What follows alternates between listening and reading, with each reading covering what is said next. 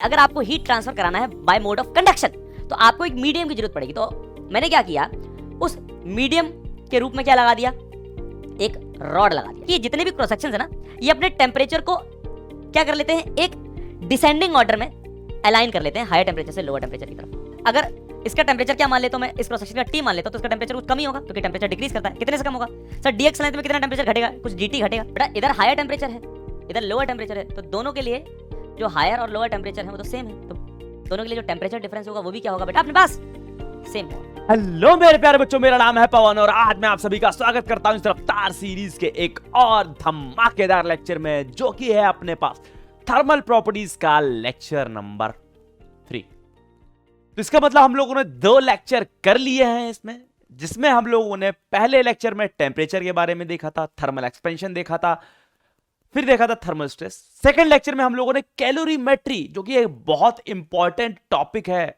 NEET के point of view से, उसके बारे में देखा। आज हम लोग बेसिकली इस लेक्चर में हीट ट्रांसफर स्टार्ट करने जा रहे हैं। क्या करने जा रहे हैं, हीट ट्रांसफर स्टार्ट।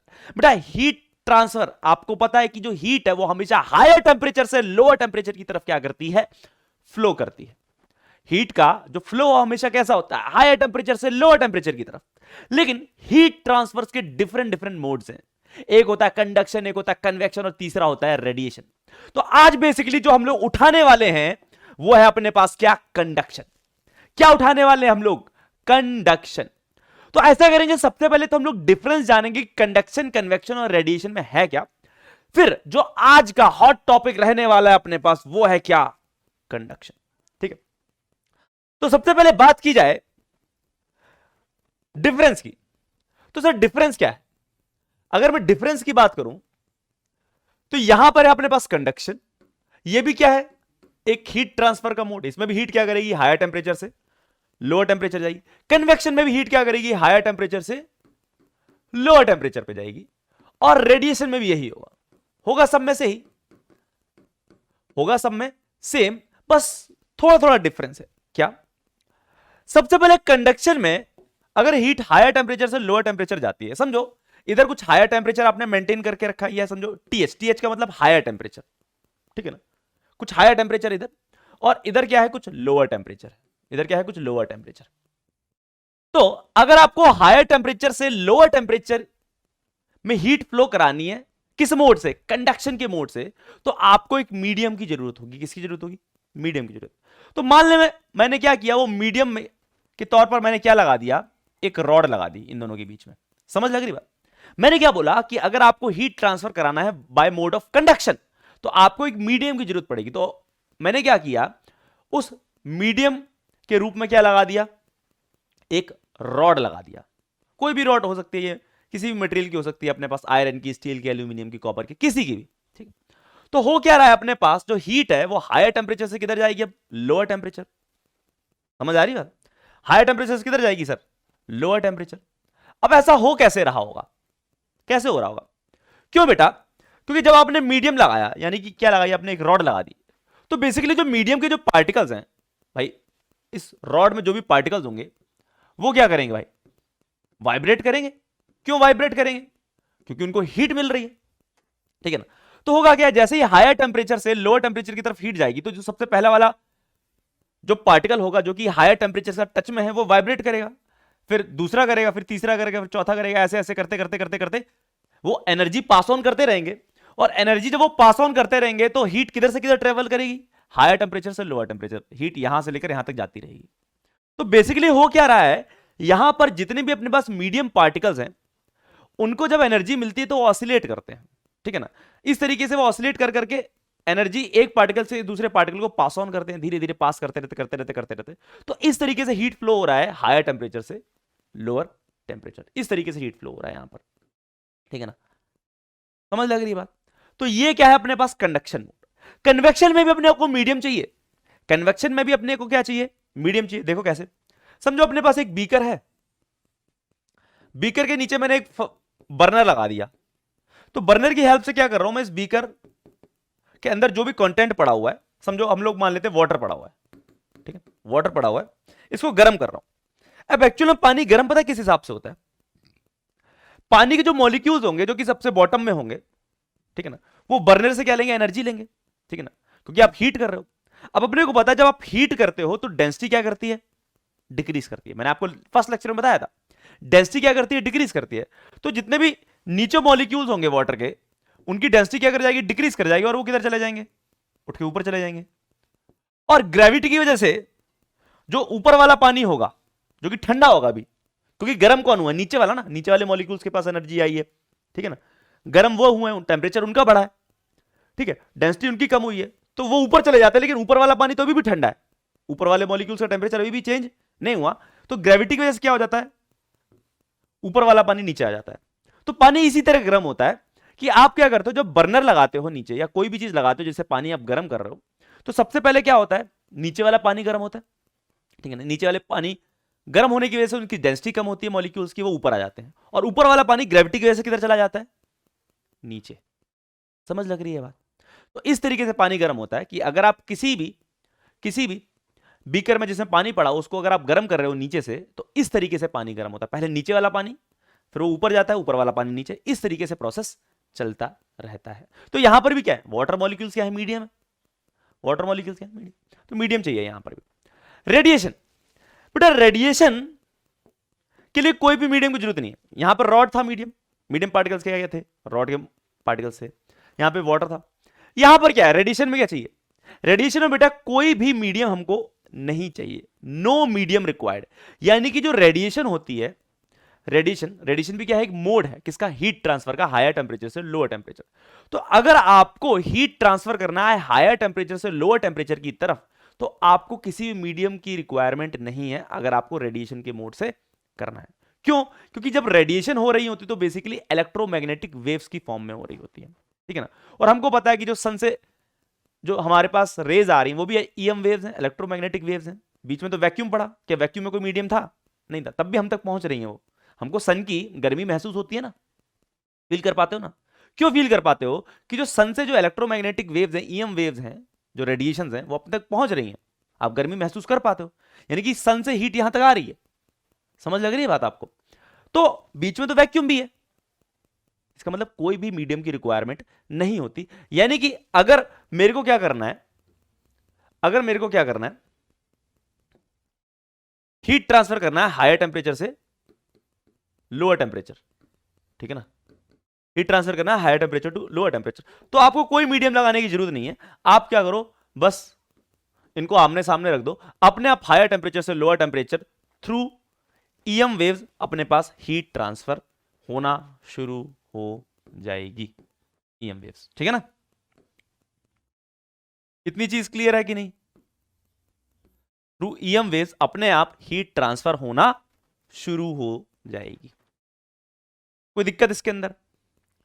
तो ये क्या है अपने पास, रेडिएशन, जिसमें हम लोग क्या करते हैं, हीट को हायर टेंपरेचर से लोअर टेंपरेचर फ्लो कराते हैं with the help of EM waves. कोई मीडियम की रिक्वायरमेंट नहीं। तो हमको समझ आया कि भाई साहब यहां पे मीडियम चाहिए, मीडियम इज रिक्वायर्ड, यहां पर भी मीडियम चाहिए, यहां पर भी मीडियम इज रिक्वायर्ड,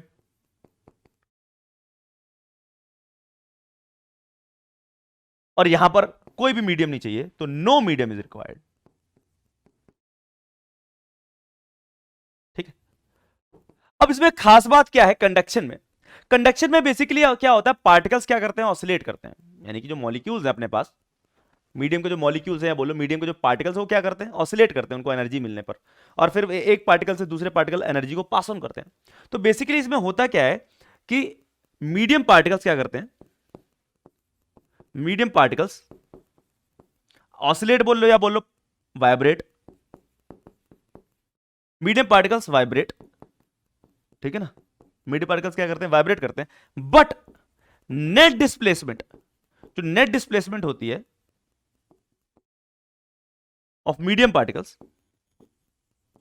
की जो नेट डिस्प्लेसमेंट होती है वो क्या होती है, जीरो होती है, इज जीरो। जो नेट डिस्प्लेसमेंट है वो क्या है, जीरो है। भाई साहब अभी ये वाला पार्टिकल था, पहले इसे गया, फिर वापस यहां पे आ गया, फिर इसे गया, फिर वापस, तो नेट डिस्प्लेसमेंट अगर आप बोलो ओवरऑल तो वो क्या है, जीरो है। भाई अपनी जगह नहीं छोड़ी उसने कि यहां पे पार्टिकल था मीडियम पार्टिकल, भैया ये रॉड वाला पार्टिकल यहां पे जो है, जो यहां पर है इस जगह पर, ये जो दिखाई पड़ रहा है ग्रीन ग्रीन, ये यहां से यहां चला आया ना, वो क्या कर रहा है, यहीं पर आके बस वाइब्रेट कर रहा है। क्या कर रहा है, वाइब्रेट कर रहा है, तो मैं बोल सकता हूं इसकी जो नेट डिस्प्लेसमेंट है वो क्या है, 0 है। नेट डिस्प्लेसमेंट क्या है, 0। समझ लग रही है बात? इतनी चीज क्लियर है कि नहीं? अपनी जगह छोड़ के कोई नहीं आता, बस वाइब्रेट करता रहता वहां पर। लेकिन यहां पर क्या है, एक्चुअल में पार्टिकल्स क्या कर रहे हैं, मूव कर, देखो नीचे से ऊपर जा रहे हैं, जा रहे हैं कि नहीं जा रहे भाई साहब? जो नीचे वाले पानी के जो मॉलिक्यूल्स है, जब डेंसिटी कम हो जाती है तो ऊपर चले जाते हैं ना। एक्चुअल में क्या हो रहा है, मूवमेंट हो रही है पार्टिकल्स की। तो यहां पर क्या होता है, ठीक है ना, net displacement is not 0। Net displacement of medium particles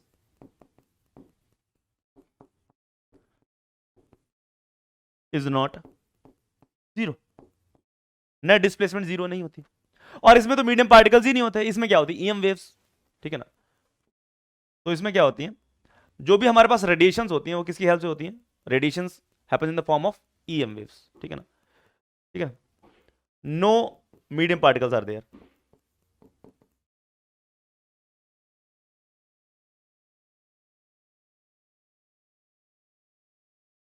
क्योंकि बेटा मीडियम की रिक्वायरमेंट ही नहीं है, ठीक है ना। अगर इनको मीडियम की रिक्वायरमेंट ही नहीं है तो मीडियम पार्टिकल्स की जरूरत क्या है, ठीक है ना। तो यहां पर जो रेडिएशन होती है किसके फॉर्म में होती है, ईएम वेव्स के फॉर्म में होती है, इलेक्ट्रोमैग्नेटिक वेव्स। अब ईएम वेव्स में क्या आ जाती है अपने पास, वही अल्ट्रावायलेट, इंफ्रारेड, विजिबल, ये सब आ जाता है अपने पास, ठीक है।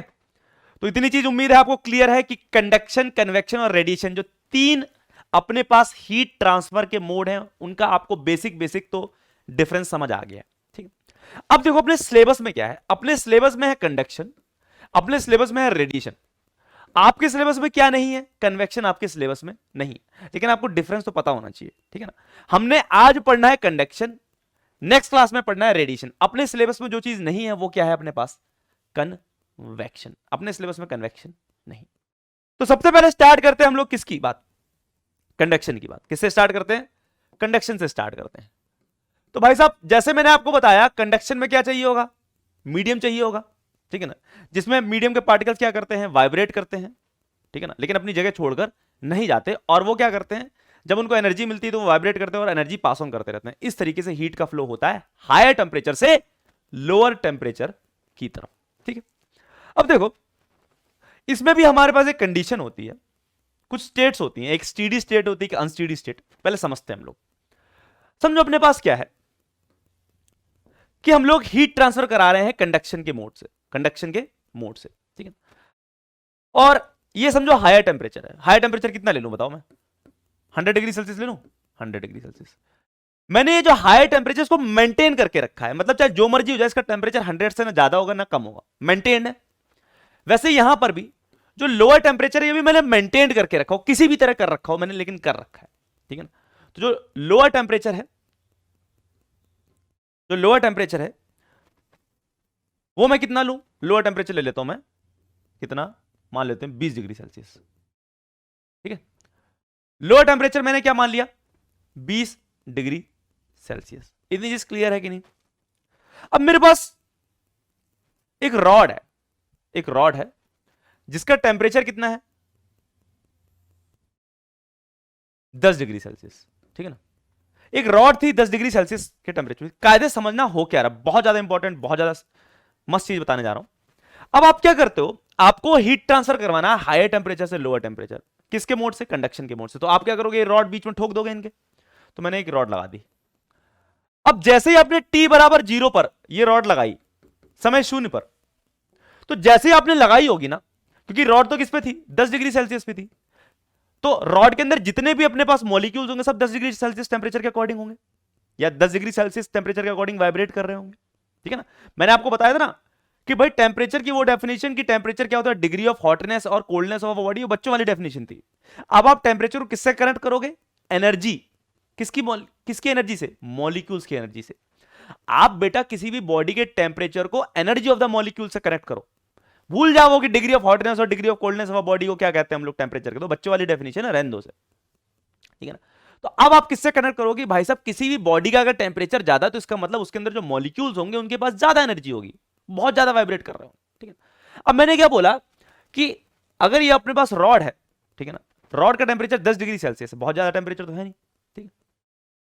तो इसके जो मॉलिक्यूल्स हैं वो 10 डिग्री सेल्सियस के अकॉर्डिंग जो भी एनर्जी होगी उनके पास उसके अकॉर्डिंग क्या कर रहे होंगे, वाइब्रेट कर रहे होंगे। लेकिन जैसे आपने समय शून्य पर आपने यहां पर लगाया तो होता क्या है कि वाले मॉलिक्यूल्स जो कि 100 डिग्री सेल्सियस के साथ एकदम कांटेक्ट में आए हैं, ठीक है ना, और जो 20 डिग्री सेल्सियस के साथ एकदम कांटेक्ट में आए हैं, ठीक है, तो उनका टेंपरेचर T बराबर 0 पर तुरंत लगाते ही कितना हो जाता है, 100 डिग्री सेल्सियस। इसका 100 हो जाता है और इसका कितना हो जाता है, 20 डिग्री सेल्सियस। बेटा वो मॉलिक्यूल्स जो कि 100 के साथ कांटेक्ट में आते हैं और इसके साथ कांटेक्ट में आते हैं, इनका आते ही T इक्वल टू 0 पे टेंपरेचर कितना हो जाता है, 100। पहले कितना था सर इनका, पहले दिन का था क्या था सर, 10 था पहले इनका टेंपरेचर, ठीक है ना, मतलब समझ पा रहे हो ना मैं क्या बोलना चाह रहा हूं, मतलब टेंपरेचर में 10 का मतलब क्या है कि जो एनर्जी थी इनके पास वो 10 डिग्री सेल्सियस के अकॉर्डिंग थी, ठीक। अब इतना बड़ा लाइन बोलूंगा नहीं कि इनकी एनर्जी 10 डिग्री सेल्सियस के अकॉर्डिंग थी, तो मैं टेंपरेचर वर्ड बोल रहा हूं कि पहले इनका टेंपरेचर यानी कि इस क्रॉस सेक्शन का जो टेंपरेचर था वो 10 डिग्री सेल्सियस था, और इस क्रॉस सेक्शन का भी टेंपरेचर कितना था, यानी इसके ऊपर जितने भी मॉलिक्यूल्स लाई करेंगे उनकी भी एनर्जी क्या होगी, 10 डिग्री सेल्सियस के अकॉर्डिंग होगी। तो दोनों एंड्स का यानी कि लेफ्ट हैंड और राइट हैंड दोनों का टेंपरेचर कितना था, 10 डिग्री सेल्सियस था। लेकिन जैसे ही आपने क्या किया, रॉड को बीच में ठोका तो एक इधर आ गया, लेफ्ट हैंड पे आ गया 100, इधर आ गया 20, तो T बराबर 0 पे ही ये जो थे अपने पास इनका टेंपरेचर तुरंत चेंज हो गए, लगाते ही जस्ट आफ्टर जैसे आपने फिफ्ट की, जस्ट आफ्टर जैसे आपने फिट की तुरंत इनका टेंपरेचर कितना हो गया, इसका 100 डिग्री सेल्सियस हो गया, इसका 20 डिग्री सेल्सियस हो गया। पहले कितना था, 10 था। तो जैसे ही आपने फिट करी, फिट करते ही इसका टेंपरेचर जो लेफ्ट वाला एंड है इसका टेंपरेचर उछल के 10 से सीधा कितना हो गया, 100, और ये जो राइट वाला एंड है उसका टेंपरेचर 10 से कितना हो गया, 20 हो गया। लेकिन अभी जो बाकी क्रॉस सेक्शंस हैं T इक्वल टू 0 पर उनका टेंपरेचर तो क्या है, अभी 10 डिग्री सेल्सियस ही है, उनका तो तुरंत चेंज नहीं हुआ ना, समझ लग रही बात, उनका तो टेंपरेचर अभी भी क्या है, 10 डिग्री सेल्सियस। अब होता क्या है, टेंपरेचर डिफरेंस तो है ही, 100 डिग्री सेल्सियस 20 डिग्री सेल्सियस, तो हीट क्या करती है, फ्लो करती है। अब जब हीट फ्लो करती है, समझो हीट यहां से निकली ऐसे, तो ये जितने भी क्रॉस सेक्शन है, क्रॉस सेक्शन पे क्या होंगे, मॉलिक्यूल्स होंगे। तो हीट जब पास कर रही होगी हायर टेंपरेचर से लोअर टेंपरेचर, तो आप समझो कि जितने भी क्रॉस सेक्शन हैं हर क्रॉस सेक्शन में मॉलिक्यूल्स प्रेजेंट है। तो मॉलिक्यूल्स क्या करते हैं, ऐसे उछल उछल के क्या कर रहे होते हैं, हीट चुरा रहे होते हैं। अब ऐसा नहीं कि सारा का सारा हीट एक ही क्रॉस सेक्शन ले जाएगा, ये नहीं कि यहां से क्यू हीट निकली सारा का सारा यही वाला क्रॉस सेक्शन के मॉलिक्यूल्स खा गए, नहीं, क्या करेंगे, सब थोड़ा थोड़ा चुराएंगे, सब थोड़ा थोड़ा चुराएंगे, सब थोड़ा थोड़ा चुराएंगे, ठीक है ना। तो जैसे यहां से क्यू हीट निकली, ठीक है ना, क्यू हीट निकली, तो इस क्रॉस सेक्शन पे कुछ मॉलिक्यूल्स प्रेजेंट होंगे, ठीक है ना, इन्होंने कुछ हीट खाई होगी, कुछ इधर प्रेजेंट होंगे, इन्होंने कुछ खाई होगी, कुछ इधर प्रेजेंट होंगे, कुछ इधर प्रेजेंट होंगे। तो सारे के सारे मॉलिक्यूल्स क्या कर रहे होंगे, जो भी क्रॉस सेक्शंस में प्रेजेंट होंगे वो थोड़ी थोड़ी हीट क्या कर रहे होंगे, चुरा चुरा के खा रहे होंगे, ठीक है ना। यहां से जो क्यू हीट निकली, यहां से जो क्यू हीट निकली, ठीक है ना भाई साहब, उस क्यू हीट में से कुछ कुछ पोर्शन सबके सब क्रॉस सेक्शन के मॉलिक्यूल्स खा रहे होंगे, और हीट खा के क्या हो रहा होगा, उनका टेंपरेचर इंक्रीज कर रहा होगा, इंक्रीज कर रहा होगा, इंक्रीज कर रहा होगा। तो ये फिनोमेना चले जा रहा है, टाइम बढ़ रहा है, ये फिनोमेना चले जा रहा है, चले जा रहा है, चले जा रहा है, ठीक है ना। हीट जो भी निकल रही है उसको हर क्रॉस सेक्शन के मॉलिक्यूल्स थोड़ा थोड़ा चुरा चुरा के खा रहे हैं, ठीक है ना, लेकिन पूरा का पूरा कोई नहीं खाता, ठीक है ना। क्या हुआ, जैसे फॉर एग्जांपल 200 जूल हीट निकली, तो 200 जूल हीट निकली तो 200 जूल में से क्या किया, 50 जूल इसने खा ली इस क्रॉस सेक्शन ने, तो 150 छोड़ दी, 150 में से 30 जूल इसने खा ली, ऐसे इस हिसाब से काम चलता है, समझ पा रहे हो ना, इस तरीके से काम चलता है। इतनी चीज क्लियर है कि नहीं। और टेम्परेचर क्या करता है, धीरे धीरे रेज करता रहता है। तो ये जो फिनोमेना है समझो टी टाइम तक चला, ठीक है ना, और टी टाइम के बाद कौन सी स्टेट आ गई सर, स्टीडी स्टेट आ गई। हमारे सिलेबस में कौन सी स्टेट है, कंडक्शन की स्टीडी स्टेट है। कौन सी स्टेट है, स्टीडी स्टेट, जो हम लोग पढ़ने जा रहे हैं। अब मान लिया क्या आ गई, स्टीडी स्टेट आ गई। कौन सी स्टेट आ गई, स्टीडी स्टेट, ठीक है ना। ये लोअर टेम्परेचर 20 डिग्री सेल्सियस और ये हायर टेम्परेचर था अपने पास 100 डिग्री सेल्सियस। अब मान लिया कौन सी स्टेट आ गई सर, स्टीडी स्टेट आ गई। अब सर क्या बोल रहे स्टीडी स्टेट, क्या है स्टीडी स्टेट, वो देखो आपने T इक्वल टू 0 पर रॉड लगाई थी, ठीक है ना, तो तुरंत इसका टेम्परेचर 100 हो गया, इसका 20 हो गया, लेकिन बीच का 10 था। लेकिन धीरे धीरे जैसे टाइम बीत रहा था वैसे वैसे क्या कर रहा था, हर क्रॉस सेक्शन का टेम्परेचर क्या कर रहा था, इंक्रीज कर रहा था, क्योंकि जब हीट फ्लो कर रही थी हायर से लोअर टेम्परेचर, तो हर क्रॉस सेक्शन के मॉलिक्यूल्स कुछ ना कुछ हीट खा रहे थे अपना टेम्परेचर को इंक्रीज करने पे। लेकिन मान लेते हैं T equal to T time पे कौन सी स्टेट आ गई, स्टीडी स्टेट। अब सर स्टीडी स्टेट में क्या होता है, अब बेटा यहां से जो भी हीट निकली पहले क्या हो रहा था, जो भी हीट निकल रही थी उस हीट को हर क्रॉस सेक्शन के मॉलिक्यूल्स कुछ कुछ खा रहे थे। अब यहां से जो भी हीट निकलेगी ना बेटा, वो सारी की सारी एज इट इज यहां पहुंच जाएगी। मतलब कोई भी क्रॉस सेक्शन कुछ भी हीट नहीं खाएगा, कोई भी क्रॉस सेक्शन का मॉलिक्यूल्स हीट नहीं खाएंगे, नहीं। अब क्या होता है, स्टेडी स्टेट वही स्टेट होती है जिसमें क्या होता है कि जो भी हीट निकलती है यहां पर, जो भी हीट निकलती है यहां पर हायर टेम्परेचर से, ठीक है ना, लोअर टेम्परेचर की तरफ, तो वो पूरी की पूरी मिल जाती है इसको यहां पर जाके, पूरी की पूरी जो भी यहां से निकली पूरी की पूरी मिलती है। इसका मतलब जितने भी क्रॉस सेक्शंस है ना, जितने भी क्रॉस सेक्शंस है ना, उनके मॉलिक्यूल्स अब हीट को चुराते नहीं है अपना टेम्परेचर बढ़ाने के लिए। तो वो हीट को चुराते नहीं है अपना टेम्परेचर बढ़ाने के लिए। इसका मतलब अगर हीट को चोरी नहीं कर रहे अपना टेम्परेचर बढ़ाने के लिए, तो इसका मतलब उनके टेम्परेचर क्या हो गए होंगे, फिक्स हो गए होंगे। अब उनके टेम्परेचर फर्दर चेंज नहीं कर रहे होंगे। समझ पा रहे हो बात क्या नहीं, कि अब उनके टेम्परेचर चेंज नहीं कर रहे होंगे। पहले वो चोरी कर रहे थे हीट, ठीक है ना, हर क्रॉस सेक्शन के मॉलिक्यूल्स हीट को चोरी कर रहे थे, अपना टेम्परेचर बढ़ा रहे थे। लेकिन अब उन्होंने क्या कर दिया, बंद कर दिया। अब जो हीट यहां से निकल रही है पूरी की पूरी यहां पर पहुंच रही है। क्यों हीट निकली है यहां पर, क्यों पूरी की पूरी यहां मिलेगी, समझ लग रही बात, क्यों पूरी की पूरी मिलेगी यहां पे, समझ लग रही बात, इतनी चीज क्लियर है कि नहीं। तो इसका मतलब अब ये जितने भी क्रॉस सेक्शंस हैं उनके टेम्परेचर चेंज नहीं हो रहे हैं। तो इसका मतलब सर सबके टेम्परेचर सेम हो गए हैं क्या, नहीं बेटा, सबके टेम्परेचर सेम नहीं होते। टेम्परेचर बेटा सेम हो जाएंगे किन्हीं भी दो क्रॉस सेक्शन के, समझो इसका इसका टेम्परेचर सेम हो गया तो हीट फ्लो कैसे करेगा, हीट फ्लो करने के लिए टेम्परेचर डिफरेंस तो चाहिए ना, ठीक है ना। तो होता क्या है कि जितने भी क्रॉस सेक्शन है ना, ये अपने टेम्परेचर को क्या कर लेते हैं, एक डिसेंडिंग ऑर्डर में अलाइन कर लेते हैं हायर टेम्परेचर से लोअर टेम्परेचर की तरफ, ठीक है ना। जैसे ये 100 है, इसका टेम्परेचर फॉर एग्जांपल कितना हो जाएगा, 90 डिग्री सेल्सियस हो जाएगा, इसका हो जाएगा 80 डिग्री सेल्सियस, इसका हो जाएगा 70, इसका फॉर एग्जांपल 60, इसका 50, इसका 40, ठीक है ना, इस तरीके से 40, इसका 30, ठीक है ना, समझ लग रही है बात, ठीक है ना। इसका मान लेते 25, एक ज्यादा बन गया, ठीक है, समझ लग रही बात, इस तरीके से, ठीक है। तो अब जो भी हीट जा रही होगी, जो भी हीट जा रही होगी हायर टेम्परेचर से लोअर टेम्परेचर, उसको कोई भी क्रॉस सेक्शन यूज नहीं करेगा अपना टेम्परेचर चेंज करने के लिए। यानी कि अब हो क्या गया है, जितने भी क्रॉस सेक्शंस हैं उन सबके टेम्परेचर फिक्स हो गए। यानी कि ये वाला जो क्रॉस सेक्शन है उसका टेम्परेचर फिक्स है, कितना है सर, 80 डिग्री सेल्सियस। अब उसका टेम्परेचर 80 डिग्री सेल्सियस से टस से मस नहीं होगा, फिक्स रहेगा 80 डिग्री सेल्सियस। जब तक बेटा टेम्परेचर डिफरेंस वही है, टेम्परेचर डिफरेंस कितना है, 100 माइनस 20 यानी कि 80, तब तक इस क्रॉस सेक्शन का टेम्परेचर जो है वो वही रहेगा। इसका क्या है, 70 है, वही 70 रहेगा, 60 है, वही 60 रहेगा। यानी कि अब चेंज नहीं होने वाले। अगर आप ये और ये चेंज नहीं कर रहे हो ना, टेम्परेचर डिफरेंस चेंज नहीं कर रहे हो, 100 माइनस 20 80 का टेम्परेचर डिफरेंस है। अगर आप टेम्परेचर डिफरेंस को चेंज नहीं कर रहे हो तो जितने भी अपने पास क्रॉस सेक्शंस है उनमें से किसी का भी टेम्परेचर चेंज होने वाला नहीं। समझ लग रही है बात, ठीक है। हाँ, ये भी कर सकते हो कि मतलब आप इंडिविजुअल टेम्परेचर को भी चेंज नहीं कर रहे हो, ठीक है ना। अगर आपने इसको 100 डिग्री सेल्सियस अगर 110 कर दोगे तो फिर 90 का चेंज हो जाएगा। यानी कि टेम्परेचर डिफरेंस तो चलो बात की बात है, अगर आप इंडिविजुअल टेम्परेचर को भी आप चेंज नहीं कर रहे हो तो भी अपने पास ये जो चीज है ये चेंज होने वाली नहीं, अब फिक्स हो गए हैं बेसिकली। समझ पा रहे बात, इतनी चीज क्लियर है। तो मतलब मैं बोलूंगा क्या कि अगर तो आप डिग्री सेल्सियस किस लिए डालना, सिंपल ऐसे लिख लो, 70 डिग्री, 60 डिग्री, 40 डिग्री, 30 डिग्री, 25। तो मैंने बोल क्या रहा हूं कि अब क्या हो गया, आप स्टेडी स्टेट आ गई। स्टेडी स्टेट आपको समझ आ गया होगा कौन सी स्टेट है, कि वो स्टेट जिसमें हर क्रॉस सेक्शन का जो टेम्परेचर वो फिक्स हो जाता है, ठीक है ना। यानी कि ये वाला जो क्रॉस सेक्शन अपने पास, ये वाला क्रॉस सेक्शन समझो कितनी दूरी पर है सर, हायर टेम्परेचर से कितनी दूरी पर है ये वाला क्रॉस सेक्शन, मान लेते हैं किसी x की दूरी पर है। ये वाला जो क्रॉस सेक्शन है वो हायर टेम्परेचर कितनी दूरी पर है सर, x की दूरी पर है। तो इस क्रॉस सेक्शन का टेम्परेचर फिक्स है 70 डिग्री सेल्सियस। अब ये चेंज नहीं होगा जब तक आप किसको चेंज नहीं करोगे, इसको और इसको चेंज नहीं करोगे, ठीक है ना। आप इंडिविजुअल टेम्परेचर को जब तक आप चेंज नहीं करोगे तब तक इनके क्रॉस सेक्शंस के टेम्परेचर चेंज होने वाले नहीं। समझ लग रही है बात, समझ लग रही है बात।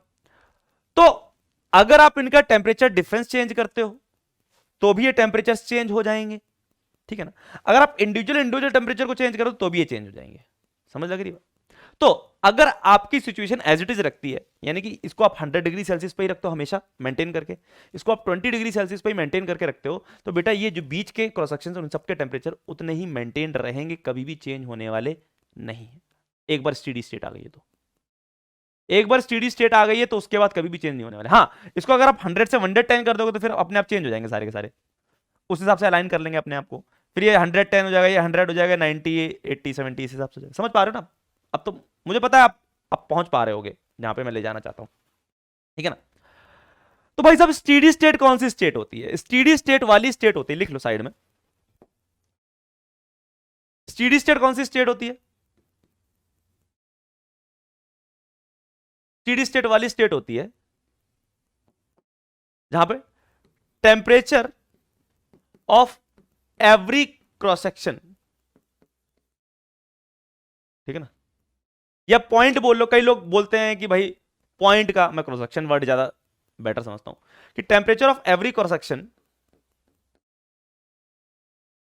हर क्रॉस सेक्शन का जो टेम्परेचर है, ठीक है ना, temperature of every cross section becomes constant, constant हो जाता है। यानी कि इसका जो टेम्परेचर है वो 80 रहेगा, 70 वाले का 70 ही रहेगा, 60 वाले का 60 ही रहेगा, अब चेंज नहीं होने वाला। जब तक आप किसको चेंज नहीं करोगे? इनको। जब तक आप इनको नहीं छोड़ोगे तो कुछ नहीं होने वाला, ठीक है ना? इतनी चीज क्लियर है? जैसे इनको छेड़ दोगे ये सब चेंज हो जाएंगे, अलग तरीके से अपने आप को अलाइन कर लेंगे, ठीक? तो temperature of every cross section becomes constant, constant बन जाता है, ठीक है ना? एंड दे, ठीक है ना, एंड इट, यानी टेम्परेचर की बात कर रहा हूं, temperature of every cross section becomes constant, constant हो जाता है, एंड इट अलाइंस, यानी कि टेम्परेचर अपने आप को अलाइन कैसे करता है? ऐसे करता है ना, डिक्रीजिंग ऑर्डर में, and it aligns in decreasing order from higher temperature to lower temperature. उम्मीद है आपको लोगों को समझ आ रहा होगा क्या बोल रहा हूं मैं, ठीक है ना? तो बेसिकली अब आपको बातें क्लियर हो रही होंगी कि है क्या स्टेडी स्टेट।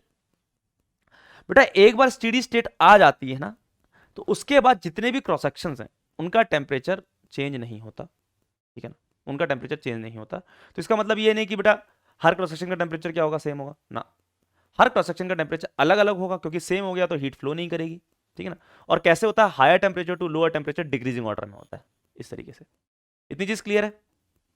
समझ लग रही है बात, ठीक है? और जो भी हीट यहां से निकलती है वो एज इट इज यहां पे पहुंचती है। कोई भी क्रॉस सेक्शन हीट का उपयोग नहीं करता अपने टेम्परेचर को इंक्रीज करने में, ठीक? तो सर स्टेडी स्टेट कब आई? टी टाइम बाद। तो इससे पहले कौन सी स्टेट थी? यहां से यहां तक जाने में जो स्टेट थी भाई, टी इक्वल टू 0 से यहां तक आने में तो सब क्या कर रहे थे? अपना टेम्परेचर इंक्रीज कर रहे थे ना भाई। पहले तो इसका कितना था? 10 डिग्री सेल्सियस था ना, टी बराबर 0 पे, ये वाला जो क्रॉस सेक्शन है, ठीक है ना? इसका भी कितना था? 10 डिग्री सेल्सियस था, इसका भी 10 डिग्री सेल्सियस था, ठीक है ना? तो 10 से ये 90 पे पहुंचा, ये 10 से 80 पे पहुंचा, ये 10 से 70 पे पहुंचा, ये 10 से 60 पे पहुंचा, तो टेम्परेचर इंक्रीज करके पहुंचोगे। यानी कि कौन सी स्टेट थी तब? अनस्टेडी स्टेट थी। समझ लग रही है बात? बेटा बहुत कायदे समझाया है, उम्मीद है आप लोगों को समझ आया होगा। आधे घंटा लेके समझाया मैंने ये, ठीक है? क्योंकि ये जानना बहुत इंपॉर्टेंट है, एक फील आनी चाहिए कि सर स्टेडी स्टेट एक्चुअल में है तो है क्या, है तो है क्या, ठीक है? तो याद रखना स्टेडी स्टेट वाली स्टेट होती है जिसमें क्रॉस सेक्शन का टेम्परेचर फिक्स हो जाता है एक डिक्रीजिंग ऑर्डर में, higher temperature to lower temperature. जो भी हीट जाती है वो as it is higher temperature to lower temperature पहुंच जाती है बिना किसी भी क्रॉस सेक्शन के यूज किए हुए, ठीक है ना, अपने टेम्परेचर को चेंज करने के लिए। और जितने भी क्रॉस सेक्शन है उनका टेम्परेचर तब तक चेंज नहीं होंगे जब तक आप हायर टेम्परेचर और लोअर टेम्परेचर को छेड़ोगे नहीं। समझ लग रही बात? ये चीज क्लियर है कि नहीं? बस अब देखो, ये तो थ्योरी वाला पोर्शन था, समझाने वाला पोर्शन। अब हमारे सिलेबस में बेसिकली है तो स्टेडी स्टेट ही है। कौन सी स्टेट है? Steady state. यानी कि हम जब भी बात करेंगे ना, हम स्टेडी स्टेट में ही बात करेंगे, ठीक है ना? यानी कि अब हर टेम्परेचर फिक्स है, ठीक है ना, हर क्रॉस सेक्शन का टेम्परेचर फिक्स है। तो समझो अपने पास एक हायर टेम्परेचर है, एक लोअर टेम्परेचर है। आपने जैसे तैसे करके हायर टेम्परेचर इधर मेंटेन कर रखा है लोअर टेम्परेचर। अब बच्चों के दिमाग में डाउट आता है कि सर अगर इधर से हीट जाएगी तो इसका टेम्परेचर गिरेगा नहीं, इसका टेम्परेचर बढ़ेगा नहीं। हम लोगों ने कुछ ऐसा कर रखा है कि इसका टेम्परेचर हमेशा 100 है और इसका टेम्परेचर हमेशा क्या है 20 है, ठीक है ना। हाँ, अगर इसका टेम्परेचर गिरता, यानी कि हम कुछ ऐसा मेंटेन नहीं करते कि इसका टेम्परेचर गिरता इसका टेम्परेचर बढ़ता, तो इन सबके भी टेम्परेचर फिर लगातार चेंज हो रहे होते। समझ लग रही बात? ये चीज क्लियर है कि नहीं? तो स्टेडी स्टेट की अगर बात करें तो हम लोग क्या कर रहे हैं कि यहां पे ये टेम्परेचर मेंटेन्ड है हायर, यहां पे जो टेम्परेचर वो मेंटेन्ड है, मैंने मेंटेन कर रखा किसी तरीके से भी, ठीक है। हायर टेम्परेचर लोअर टेम्परेचर, बीच मैंने एक रॉड लगा दी। क्या लगा दी? रॉड लगा दी। अब हमको पता है कि जो भी हीट यहां से निकल रही है वो यहां तक पहुंच रही है एज इट इज। जो भी हीट निकल रही है, तो मैं ऐसे ही बोल सकता हूं कि जो भी हीट पर सेकंड निकल रही होगी, 1 सेकंड में जितनी भी हीट निकल रही होगी वो यहां पहुंच रही होगी 1 सेकंड में। कुछ सोचो ना, जितनी भी हीट यहां से निकल रही है वो पूरी की पूरी पहुंच रही है, तो 1 सेकंड में जो भी हीट निकल रही होगी पर सेकंड, जो भी हीट निकल रही होगी वो पर सेकंड यहां पहुंच रही होगी ना। समझ लग रही है? इतनी चीज क्लियर है कि नहीं? तो हीट पर सेकंड क्या हो जाएगा? एक तरह से dq बाई dt, ठीक है ना। इसको हम लोग हीट पर सेकंड भी बोलते हैं और हीट करंट भी बोलते हैं। अभी बताऊंगा हीट करंट क्यों बोलते हैं, रीजन है एक, ठीक है। हीट करंट भी बोलते हैं, इसको हीट पर सेकंड भी बोलते हैं और इसको हीट करंट भी बोलते हैं, और इसको आई से शो कर देते हैं क्योंकि हीट करंट है, करंट वर्ड है ना, तो आई आ जाता है ना, आई से भी शो कर देते हैं हीट करंट। तो ये जो dq बाई dt है, ये सबसे पहले डायरेक्टली प्रोपोर्शनल पता है किसके होता है? एरिया ऑफ क्रॉस सेक्शन के, एरिया ऑफ क्रॉस सेक्शन के, ठीक है ना। और फिर किसके डायरेक्टली प्रोपोर्शनल होता है? टेम्परेचर डिफरेंस के, dt। अगर मैं क्या मान लेता हूं, इतनी बड़ी रॉड ना लूं, सिर्फ रॉड का एक बहुत छोटा सा पोर्शन ले लो जिसकी लेंथ क्या है समझो, dx है। मैंने क्या किया, x पे जाकर एक बहुत छोटी सी रॉड काट ली dx थिकनेस की। कितनी थिकनेस की? dx थिकनेस की, या बोलो dx लेंथ की। मैंने एक रॉड काट ली, मैंने x पे जाके एक बहुत छोटी सी नन्ही सी पुन्नी सी एक क्या कर ली, एक रॉड काट ली dx लेंथ की, ठीक है। अब हमको पता है कि सर, हमको पता है, हमको क्या है पता है कि सर अगर इसका टेम्परेचर क्या मान लेता हूं मैं, इस क्रॉस सेक्शन का T मान लेता हूं, तो इसका टेम्परेचर कुछ कम ही होगा क्योंकि टेम्परेचर डिक्रीज करता है। कितने से कम होगा सर? dx लेंथ में कितना टेम्परेचर घटेगा? कुछ dt घटेगा, तो इसका टेम्परेचर होगा T माइनस dt। समझ लग रही है? तो हमको तो पता है कि सर जो हीट यहां से निकली Q, वो एज इट इज पहुंच रही है यहां पर, ठीक है ना, तो वो इसमें से भी गई होगी। समझ लग रही बात? अरे भाई, यहां से अगर Q हीट निकली वो इसमें से भी गई होगी, वो यहां पर पहुंच रही है। जो Q हीट है उसको कोई भी क्रॉस सेक्शन यूज नहीं कर रहा, तो जो यहां से निकली वो एज इट इज यहां पहुंच रही ना, तो इसमें से उतनी पास करी होगी। तो देखो हीट करंट है या बोल लो हीट पर सेकंड है, वो क्या है? सबसे पहले directly proportional to area. Area किसका area sir? Cross section area, ये वाला एरिया। समझ पा रहे हो? ये क्रॉस सेक्शन एरिया है, ये वाला एरिया, ये वाला एरिया, इसके डायरेक्टली प्रोपोर्शनल होता है। और डायरेक्टली प्रोपोर्शनल dt, dt क्या है? टेम्परेचर डिफरेंस, यानी कि दो क्रॉस सेक्शन के बीच का टेम्परेचर डिफरेंस क्या है, उसके डायरेक्टली प्रोपोर्शनल, ठीक है ना। और इनवर्सली प्रोपोर्शनल होता है किसके? दोनों के बीच का डिस्टेंस, यानी दो क्रॉस सेक्शन के बीच का डिस्टेंस क्या है? dx है। तो जब आप ये प्रोपोर्शनलिटी हटाते हो तो जो आई आ जाता है, यानी कि dq बाई dt, यानी कि हीट करंट बोल लो या हीट पर सेकंड हो, अपने पास एक प्रोपोर्शनलिटी कांस्टेंट आ जाता है k a dt by dx। समझ लग रही बात? k a dt by dx आ जाता है। सर ये जो k है इसको कहते हैं हम लोग थर्मल कंडक्टिविटी। ये मटेरियल टू मटेरियल डिपेंड करती है, ठीक है ना। थर्मल कंडक्टिविटी मटेरियल प्रॉपर्टी है, ठीक है ना। मटेरियल टू मटेरियल डिपेंड करती है, हर मटेरियल के अलग होती है, depends on material, depends on material. Material पर डिपेंड करती है कि भाई कौन सा मटेरियल है। स्टील की अलग होगी।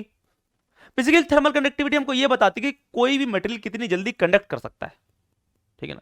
जैसे अगर मैं सेम टेम्परेचर डिफरेंस की बात करूं, ठीक है, जैसे समझो एक है अपने पास वुड है, एक लकड़ी है, एक लकड़ी की रॉड बनाऊं और एक आयरन की रॉड बनाऊं और दोनों को सेम टेम्परेचर डिफरेंस के बीच में लगा दूं, इधर 100 इधर 20 है, ठीक है, इधर 100 टेम्परेचर इधर 20 टेम्परेचर, बीच में एक लकड़ी की रॉड लगाऊं, ठीक है, same length, area of cross section भी सेम, और एक आयरन की रॉड लगाऊं, तो आप बताओ किस केस में जल्दी से हीट ट्रांसफर होगा, आयरन वाली में कि वुड वाली में?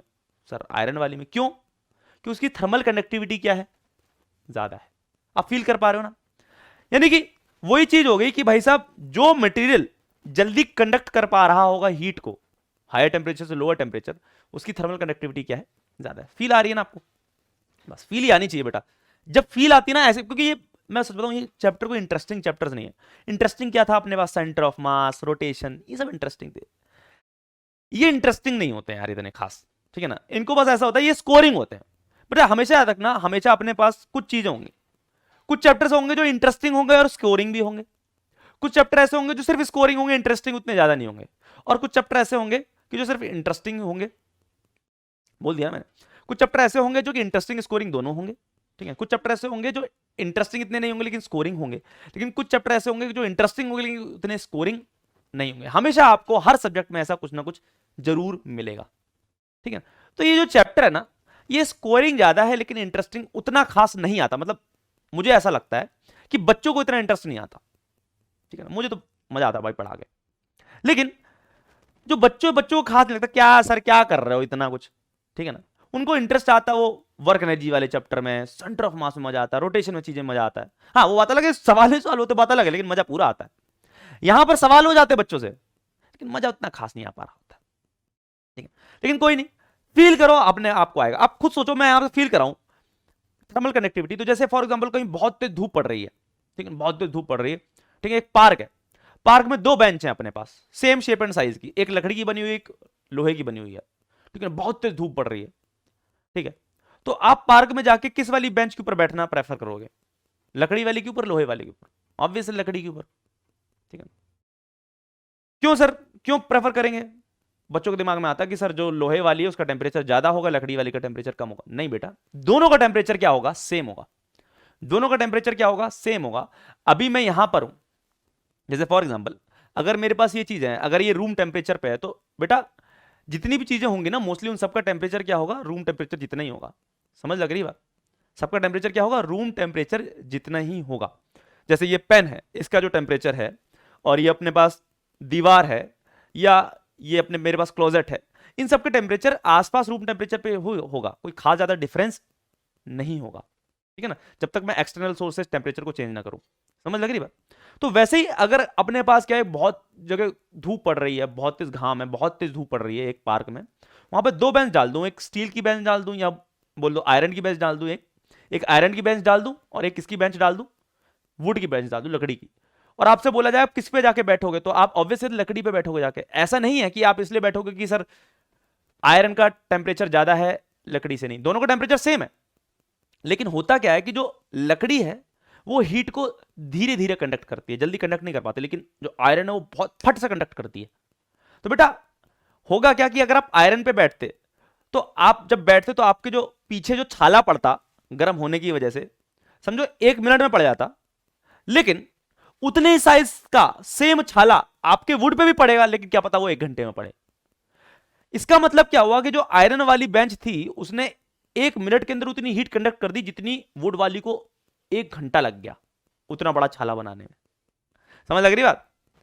तो बेसिकली सब चीज फील करने वाली बात है कि अगर आप फील कर पा रहे हो, आप वहां तक पहुंच पा रहे हो ना, हर चीज इंटरेस्टिंग हो जाती है, ठीक है ना। अगर आप पहुंच पा रहे हो वहां तक, जो मैं पहुंचाने की कोशिश करता हूं। तो बेसिकली मैंने क्या बोला कि जो हीट करंट है, या बोलो हीट पर सेकंड जो भी हीट जा रही है, वो किसके डायरेक्टली प्रोपोर्शनल है, के ए के। dt क्या है, टेम्परेचर डिफरेंस। dx क्या है, दोनों क्रॉस सेक्शन के बीच का डिस्टेंस, या बोलो लेंथ। ये छोटा सा जो सिलेंडर लिया है मैंने, या जो छोटी सी सिलेंड्रिकल रॉड लिया है dx लेंथ की, ये जो ली है ना मैंने, ये जो ली है, इसकी बात कर रहा हूं मैं, ठीक है। ये चीज क्लियर है कि नहीं? अब देखो ये dt बाई dx, इसको टेम्परेचर ग्रेडियंट भी कह देते। कभी कभी होता है सवाल में भाई, बट ये जो नीट नूट वाले होते हैं ना, ये लोग पता है कभी कभी ऐसे टर्म्स यूज कर देते हैं ना भाई साहब, बच्चा भौचक्का, सर ये क्या हो गया। इसको टेम्परेचर ग्रेडियंट भी कहते हैं। क्या कहते हैं, टेम्परेचर ग्रेडियंट। सवाल भी दे देंगे if the temperature gradient is this. अब बच्चा कहेगा सर ये तो पढ़ा ही नहीं हमें, मास्टर ने तो कभी पढ़ा ही नहीं। इसको बेटा टेम्परेचर ग्रेडियंट भी कहते हैं। टेम्परेचर ग्रेडियंट का मतलब कि कैसे कैसे डिस्टेंस चेंज होने के साथ टेम्परेचर क्या कर रहा है, चेंज हो रहा है। तो dt बाई dx, समझ लगी? इसको टेम्परेचर ग्रेडियंट भी कहते हैं।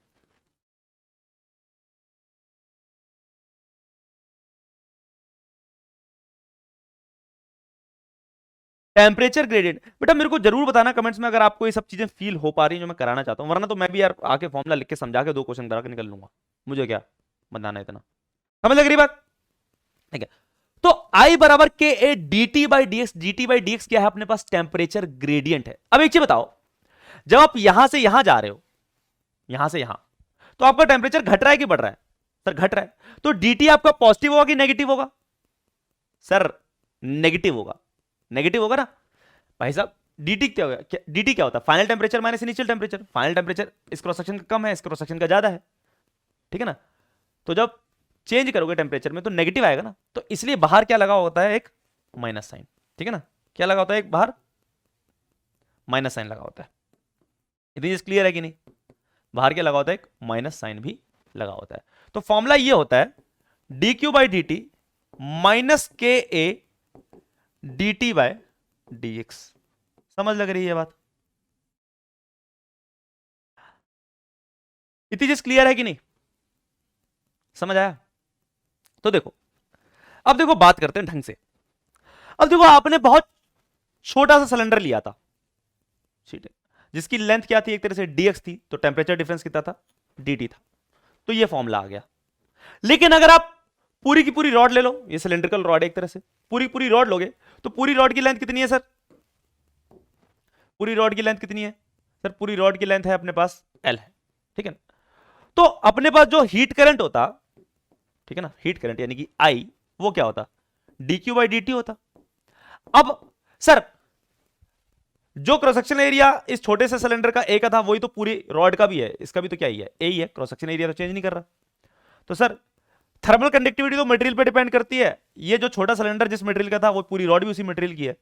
तो माइनस के ए, ठीक है ना, dt, dt क्या है? Temperature difference. कहां पर टेम्परेचर डिफरेंस था सर? इस लेंथ dx में जो टेम्परेचर डिफरेंस था। लेकिन अगर मैं पूरी रॉड ले रहा हूं तो l लेंथ में टेम्परेचर डिफरेंस कितने का है सर? l लेंथ में टेम्परेचर डिफरेंस कितने का है सर? भाई टीएच इधर है, टीएल इधर है।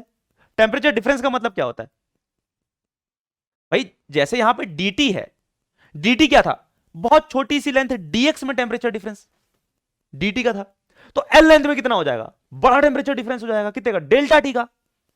डेल्टा टी का होगा ना? कितने का होगा? डेल्टा टी का टेम्परेचर डिफरेंस होगा। और वो डेल्टा टी क्या होगा? डेल्टा टी का मतलब होता है फाइनल माइनस इनिशियल। फाइनल क्या है सर? टीएल। इनिशियल क्या है सर? टीएच। तो क्या होगा? TL minus TH. और किस लेंथ में हो रहा है सर? ये एल लेंथ में हो रहा है। तो इसी को आप, क्योंकि ये माइनस साइन की भसड़ रहती है हमेशा, ये माइनस साइन अच्छा नहीं लगता देखने में, तो आप क्या करो? माइनस साइन को अंदर ले जाओ, तो टीएच माइनस टीएल लिख सकते हो।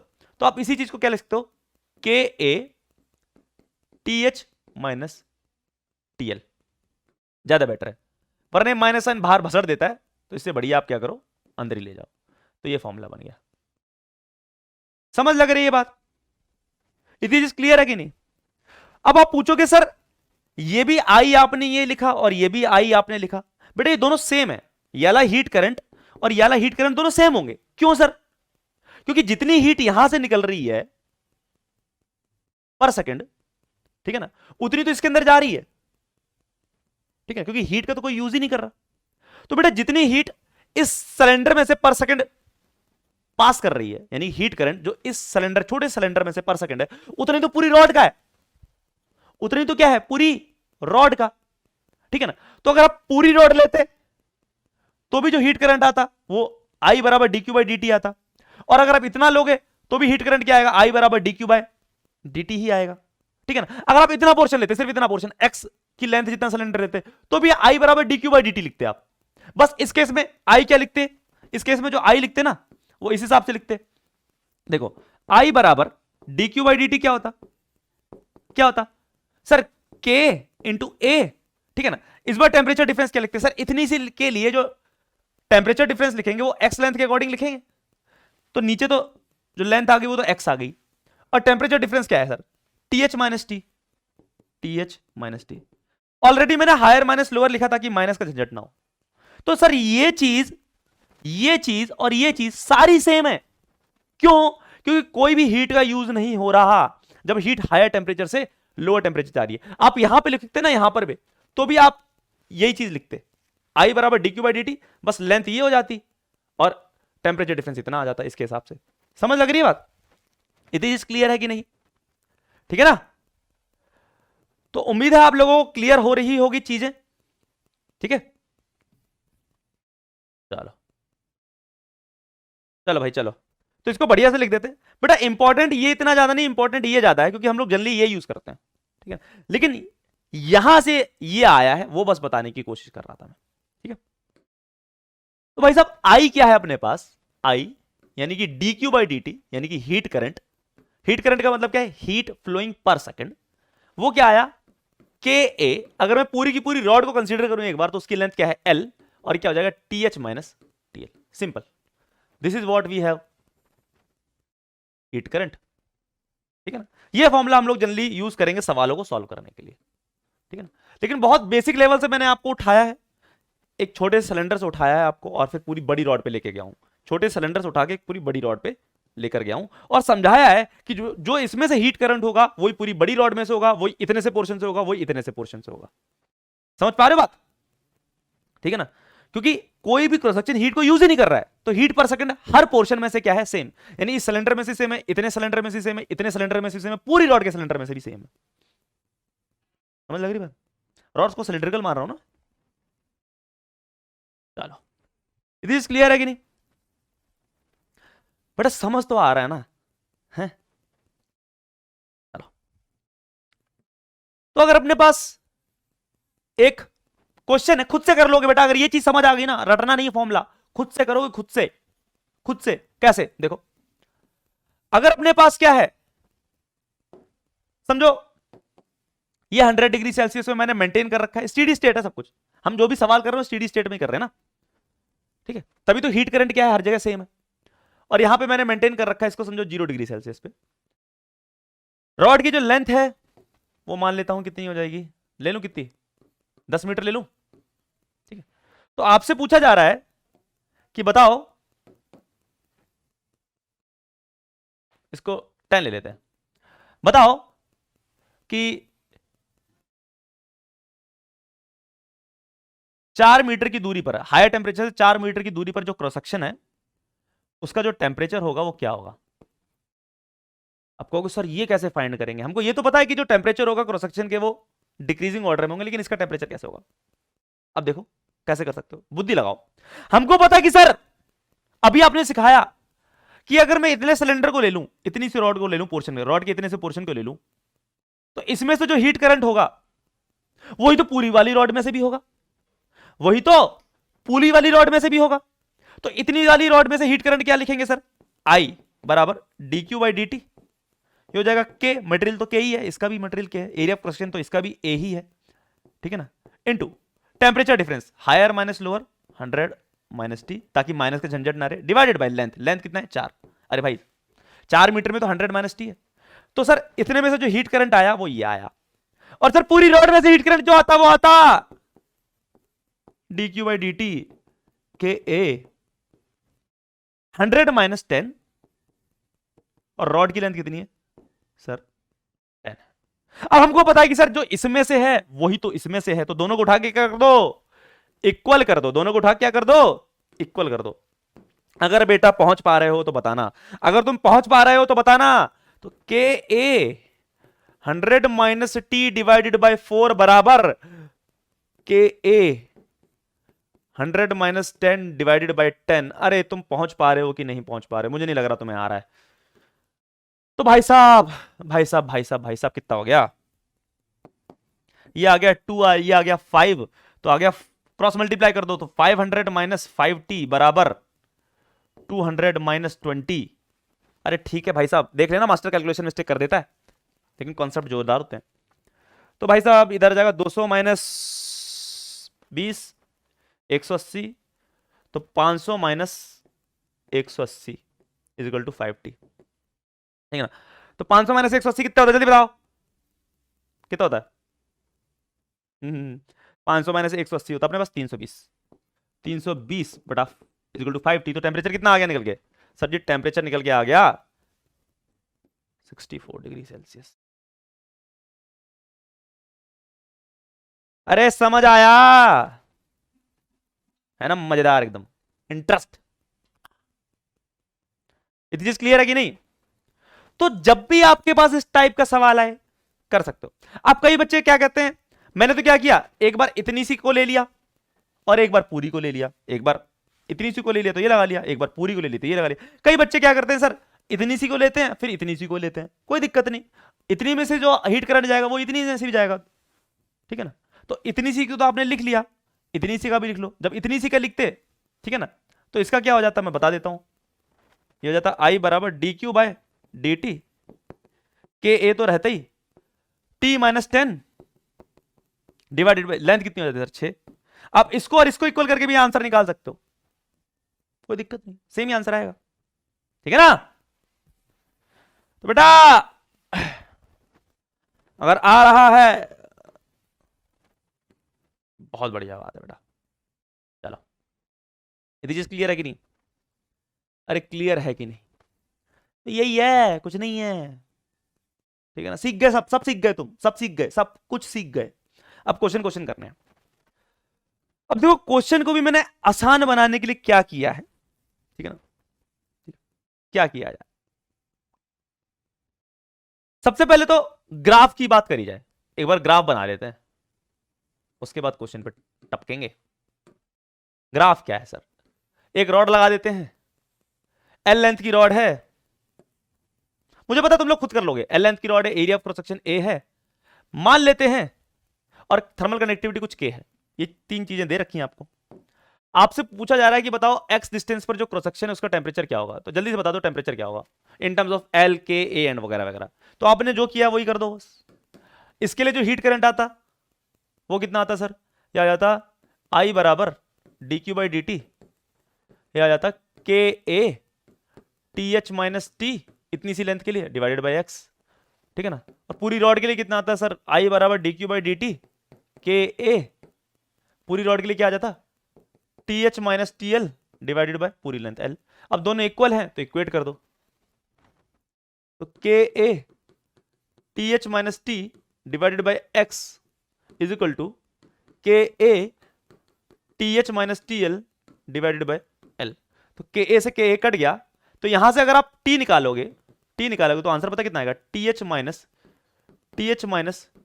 T L divided by L into x. मुझे याद है क्योंकि मैंने कितने सालों से करा रहा हूं, आप सॉल्व कर लेना, ठीक है ना, टी निकाल लेना, टी यही निकल के आएगा, ठीक है ना। तो इसका अगर आप ग्राफ बनाओ ना कि भाई साहब टेम्परेचर कैसे कैसे वेरी कर रहा है एक्स के साथ, आप यहां से स्टार्ट किया, आपने कहां से स्टार्ट किया, यहां से स्टार्ट किया इस एंड से, और इस एंड से अगर आप इस एंड तक जा रहे हो, ये समझो क्या है एक्स बराबर 0 और ये क्या है एक्स बराबर एल, ठीक है ना। तो एक्स बराबर 0 से जब आप एक्स बराबर एल की तरफ जा रहे हो तो टेम्परेचर कैसे डिक्रीज कर रहा है सर, लीनियरली डिक्रीज कर रहा है, एक्स ही तो है ना, टी और एक्स में कैसा फंक्शन है, ये तो कांस्टेंट हो गया कुछ, इसको सी मान लो, ये स्लोप हो गई सर एम हो गया। तो देखो y, इसको अगर मैं y मान लूं तो देखो y equal to M X plus C type की होगी ना, ठीक है ना, जिसकी स्लोप क्या है नेगेटिव है, इंटरसेप्ट क्या है पॉजिटिव। तो ग्राफ कैसा आता बेटा, हर चीज फील आ रही होगी, फील बहुत जरूरी है। तो भाई साहब जब x की वैल्यू 0 थी, टेम्परेचर कितना था हायर, तो TL सॉरी TH था ना हायर, और x की वैल्यू जब क्या है सर L के बराबर है, तो टेम्परेचर क्या है रॉड का TL, और बीच में क्या कर रहा है, ऐसे वेरी कर रहा है, डिक्रीज हो रहा है ना स्ट्रेट लाइन, अरे यही तो है ना स्ट्रेट लाइन की तो इक्वेशन है y equal to mx plus c, जिसमें c पॉजिटिव है, इंटरसेप्ट पॉजिटिव, देखो पॉजिटिव इंटरसेप्ट है, और स्लोप क्या है नेगेटिव, तभी देखो ऐसी लाइन आई है, ऐसी, इसकी स्लोप क्या होगी नेगेटिव होगी ना, ठीक है ना। तो आपको ग्राफ समझ आ रहा है कैसा ग्राफ है,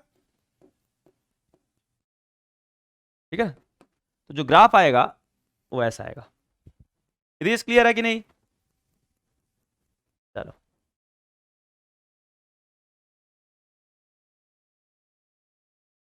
चलो भाई सब चलो। तो जैसे जैसे आप क्या करोगे आगे बढ़ रहे हो वैसे वैसे टेम्परेचर डिक्रीज कर रहा है। वाई पे क्या है अपने पास, अच्छा वहां ऊपर वाई लिख दिया क्या, यहाँ पे टी लिख दो, वाई मतलब वही टी है अपना, ठीक है, यहाँ पर टी है टेम्परेचर, टी और एक्स के बीच में ग्राफ बनाया। तो उम्मीद है आप लोगों को चमक गया होगा क्या किया हम लोगों ने, ठीक है। नेक्स्ट देखो, अब देखो इसको मैं और आसान बनाने की कोशिश करता हूं, और आसान मतलब कतई लल्लू, आपको लगे सर वाह वाह वाह वाह, वाह वाह, कैसे? देखो भाई साहब, इसको कंपेयर करवाऊंगा मैं। किससे कंपेयर करवाऊंगा देखना। समझो ये टीएच और ये टीएल है, बीच में लगा रखी थी आपने रॉड, ठीक है ना? तो एरिया ऑफ क्रॉस सेक्शन क्या था सर? ए है, लेंथ एल है, थर्मल कंडक्टिविटी के है, और हमको पता है कि हीट जा रही होगी भाई साहब बनाते हुए, और कोई भी हीट का यूज नहीं हो रहा क्योंकि स्टेडी स्टेट में हम लोग बातें कर रहे हैं। अब एक चीज बताओ, अभी हम लोगों ने हीट करंट की बात करी, हीट करंट आई, ठीक है, D Q by D T, ये क्या होता है? ये होता है K A T H minus T L, यानी कि higher temperature minus lower temperature divided by total length कितनी है सर? एल है, पूरी की पूरी रॉड के लिए लिखा मैंने। इसको आप ऐसे भी लिख सकते हो ना, T H minus T L divided by L, तो नीचे रखो, के को एल के नीचे ले जाओ। कोई दिक्कत है क्या इसमें? बताओ, कोई दिक्कत है क्या? नहीं सर, कोई दिक्कत नहीं है। कोई दिक्कत है क्या? नहीं सर, कोई दिक्कत नहीं। तो इसको मैं देखना कुछ कंपेयर करवाऊंगा।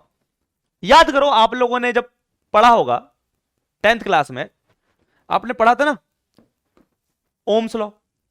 अगर एक रजिस्टर, उसकी रेजिस्टेंस आर है, ठीक है ना, इधर का पोटेंशियल क्या है? हायर पोटेंशियल है VH, इधर का लोअर पोटेंशियल है। तो भाई साहब हायर पोटेंशियल से लोअर पोटेंशियल की तरफ तो क्या करता है? करंट बहता है। करंट हमेशा कैसे बहता है? Higher potential to lower potential. अगर बेटा पोटेंशियल डिफरेंस नहीं होगा ना, इधर इधर पोटेंशियल में डिफरेंस नहीं होगा, तो करंट नहीं बहेगा, ठीक है ना? तो भाई साहब ओम्स लॉ क्या कहता था? ओम्स लॉ कहता था डेल्टा वी, यानी कि potential difference divided by resistance. Current तो ये होता है, तो डेल्टा वी क्या होगा? VH minus VL divided by R. तो VH क्या हो गया? हायर पोटेंशियल, VL क्या हो गया? लोअर पोटेंशियल, ठीक है ना? हाँ, कई बच्चे कह रहेंगे नहीं सर हमने तो V बाय आर पढ़ा था, हमने तो V बाय आर पढ़ा था, आपने तो VH माइनस VL। अबे गधेड़ों, तुमने जो V बाय आर पढ़ा था ना, वो इसलिए V बाय आर पढ़ा था क्योंकि आप क्या करते थे, इसका पोटेंशियल V ले लेते थे, इसका पोटेंशियल 0 ले लेते थे।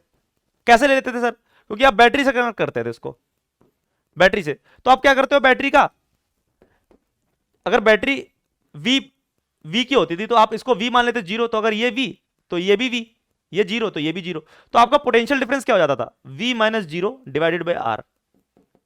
तो V minus 0 divided by R ही तो आता था V बाय आर।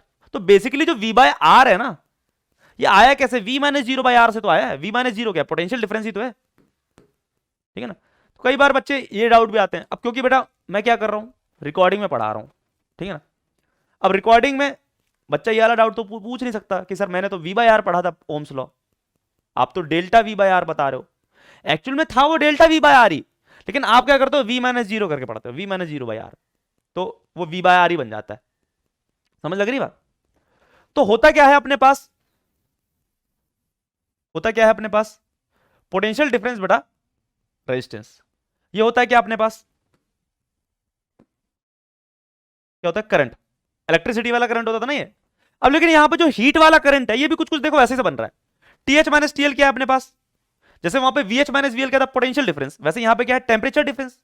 और R क्या होता था? रेजिस्टेंस होता था। R क्या होता था अपने पास? याद करो, ये होता था रो L बाय A। याद करो, तो ये तो होता था रेजिस्टर की रेजिस्टेंस। वैसे ही L बाई के क्या बन गया अपने पास? इस रॉड की रेजिस्टेंस। लेकिन कौन सी रेजिस्टेंस? Thermal resistance. इसको क्या बोलते हैं? Thermal resistance. तो कंपेयर कर रहा हूं, देखना बहुत जल्दी सवाल निकलेंगे भाई साहब।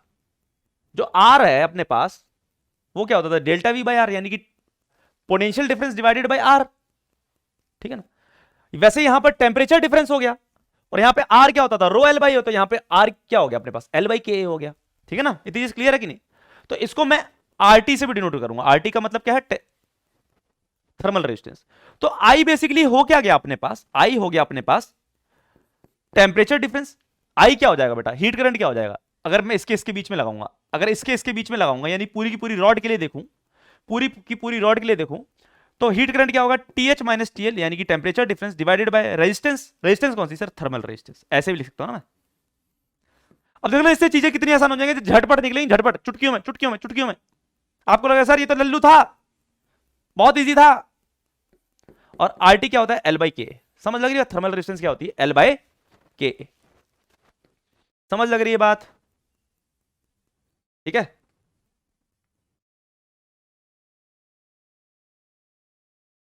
इतनी क्लियर है कि नहीं?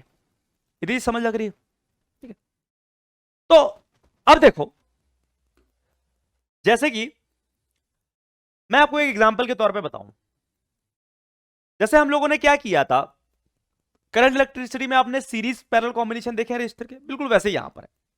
जैसे कि समझना मेरी बात, समझ आएगा बेटा, बिल्कुल मस्त। क्या बोल रहा हूं मैं, जैसे अपने पास क्या होता था, एक रजिस्टर ये है, एक रजिस्टर ये है, ये R1 है, ये R2 है, तो इक्विवेलेंट रजिस्टर क्या बनता था अपने पास, R इक्विवेलेंट आता था। वो क्या होता था, इन दोनों का इक्विवेलेंट रजिस्टर क्या बनता था, अगर दो रजिस्टर सीरीज में हो, दो रजिस्टर सीरीज में हो, तो क्या होता था, अपने पास दोनों रजिस्टर में जो करंट जाता था वो क्या जाता था, सेम जाता था, और इक्विवेलेंट रेजिस्टेंस क्या बनती थी, R1 प्लस R2। और अगर पैरेलल में हो, किसमें हो, पैरेलल में हो, एक रजिस्टर ये है R1 का, और एक रजिस्टर क्या है, R2 का, ठीक है। तो इनकी जो इक्विवेलेंट रेजिस्टेंस बनती थी वो क्या आती थी अपने पास, R इक्विवेलेंट, और उसको कैसे निकालते थे, 1/R equivalent equals to 1/R1 plus 1/R2 करके, अरे ऐसे तो निकालते थे। और होता था क्या कि भाई साहब, सीरीज में क्या होता था, करंट सेम होता था, यहां पे करंट क्या करेगा, डिवाइड करेगा, कुछ इसमें चला जाएगा I1, इसमें चला जाएगा I2। समझ लग रही है बात? इतनी चीज क्लियर है कि नहीं? अब हमारे पास क्या था कि जैसे इधर पे हायर पोटेंशियल है कुछ VH, इधर पे क्या है, लोअर पोटेंशियल, ठीक है ना। यहां पर भी कुछ हायर पोटेंशियल है VH, इधर पे मान लिया कुछ लोअर पोटेंशियल है। तो भाई साहब, सीरीज और पैरेलल में डिफरेंस क्या था अपने पास रजिस्टर्स में, सीरीज में करंट हर रजिस्टर के अक्रॉस क्या रहता था, सेम रहता था, देखो इसके अक्रॉस भी आई, इसके अक्रॉस भी आई। लेकिन पैरेलल में क्या होता है, करंट डिफरेंट हो सकता है। लेकिन पैरेलल में क्या सेम होगा सर, पोटेंशियल डिफरेंस सेम होगा, क्योंकि भाई साहब अगर इसका पोटेंशियल क्या है अपने पास, इसका पोटेंशियल क्या है, VH है, इसका पोटेंशियल क्या है, इस पॉइंट का जो पोटेंशियल है इसको मैं लिख लेता हूं VH, और इस पॉइंट का पोटेंशियल क्या है, VL। तो बेटा इसका VH है तो इसका भी VH होगा, क्योंकि कुछ है ही नहीं ना, रजिस्टर नहीं, तो ये भी VH है, इसका VL तो इसका भी VL। अरे ऐसे तो करते थे ना, याद करो 10th थोड़ा बहुत। तो भाई साहब आप देखोगे दोनों रजिस्टर्स के अक्रॉस जो पोटेंशियल डिफरेंस है, इस रजिस्टर के अक्रॉस देखो VH माइनस VL, इस रजिस्टर के अक्रॉस VH माइनस VL, तो दोनों रजिस्टर्स के अक्रॉस पोटेंशियल डिफरेंस क्या है, सेम है। तो पैरेलल में क्या होता था, पोटेंशियल डिफरेंस यानी PD अक्रॉस रजिस्टर्स क्या होता था, सेम होता था। लेकिन सीरीज में क्या होता था भाई, करंट अक्रॉस रजिस्टर्स क्या होता था, सेम होता। बस इतने से कंसेप्ट को ध्यान रखना है। बहुत छोटी सी चीज बताई, कुछ टफ चीज नहीं बताई। यानी कि सीरीज में करंट क्या होता है, सेम होता है, और पैरेलल में क्या सेम होता है, पोटेंशियल डिफरेंस सेम होता है।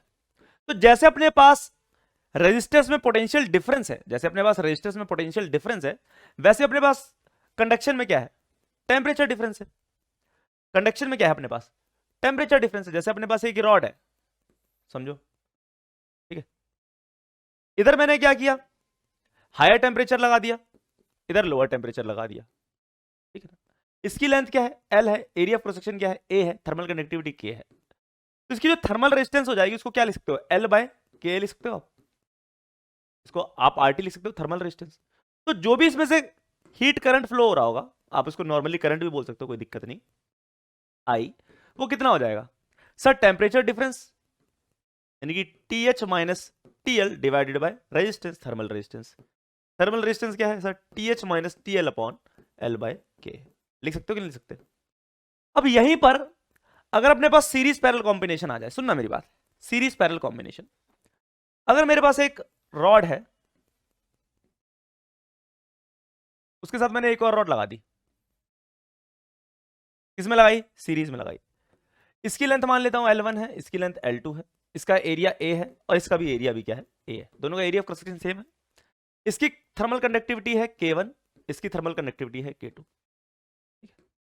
मैंने इधर लगाया हायर टेम्परेचर इस एंड पे, और इस एंड पे लगाया लोअर टेम्परेचर, ठीक है भाई साहब, ये चीज क्लियर है कि नहीं? तो बताओ ये जो रॉड है, ये वाली रॉड, इसकी थर्मल रेजिस्टेंस क्या होगी, इसको R1 मान लेते हैं, ये हो जाएगी सर L1 अपॉन K1 है, और इसकी थर्मल रेजिस्टेंस क्या हो जाएगी, इसको डॉट डॉट वाली मान लेते हैं,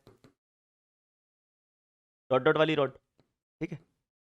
इसकी थर्मल रेजिस्टेंस क्या हो जाएगी, ये हो जाएगी R2 बराबर L2 अपॉन K2 है, ठीक है। इतनी क्लियर है कि नहीं? अब दोनों किस में है, सीरीज में है, तो सेम क्या फ्लो कर रहा होगा, हीट करंट, यानी आई इसमें से भी जाएगा तो आई इसमें से भी जाएगा। इतनी क्लियर है कि नहीं? अब एक चीज बताओ, अगर सीरीज में होता है तो रेजिस्टेंस क्या होती है अपने पास, इक्विवेलेंट रेजिस्टेंस क्या होती है, यानी कि पूछा जाता कि अगर इन दोनों रॉड्स को हटा के अगर मेरे को एक इक्विवेलेंट रॉड लगानी होती तो उसका इक्विवेलेंट रेजिस्टेंस क्या होता, तो मैं क्या करता सर, एक इक्विवेलेंट रॉड बनाता। जब भी आप इक्विवेलेंट रॉड बनाओगे तो सेम लेंथ की बनाओगे हमेशा, जो इनकी लेंथ है दोनों को मिलाकर कितनी हो जाएगी सर इक्विवेलेंट रॉड की लेंथ, L1 प्लस L2। जब भी आपसे इक्विवेलेंट रॉड बनाने को बोले तो आपको इक्विवेलेंट रॉड कैसे बनाओगे, सेम लेंथ की बनाओगे, तो L1 और L2, तो L1 प्लस L2, ठीक है। और एरिया तो क्या वही होगा सर, जो इसका एरिया वही इसका भी एरिया हो जाएगा A, यहाँ पे हायर टेम्परेचर, यहाँ पे लोअर टेम्परेचर। आपने इक्विवेलेंट रॉड बनाई है, ये क्या अपने पास इक्विवेलेंट रॉड। अब आपसे कोई इसका R इक्विवेलेंट पूछे तो सर इसका तो K1 था, इसका K2 था थर्मल कंडक्टिविटी, इसकी क्या मान लें, इसकी K इक्विवेलेंट मान लेते हैं, ठीक है ना।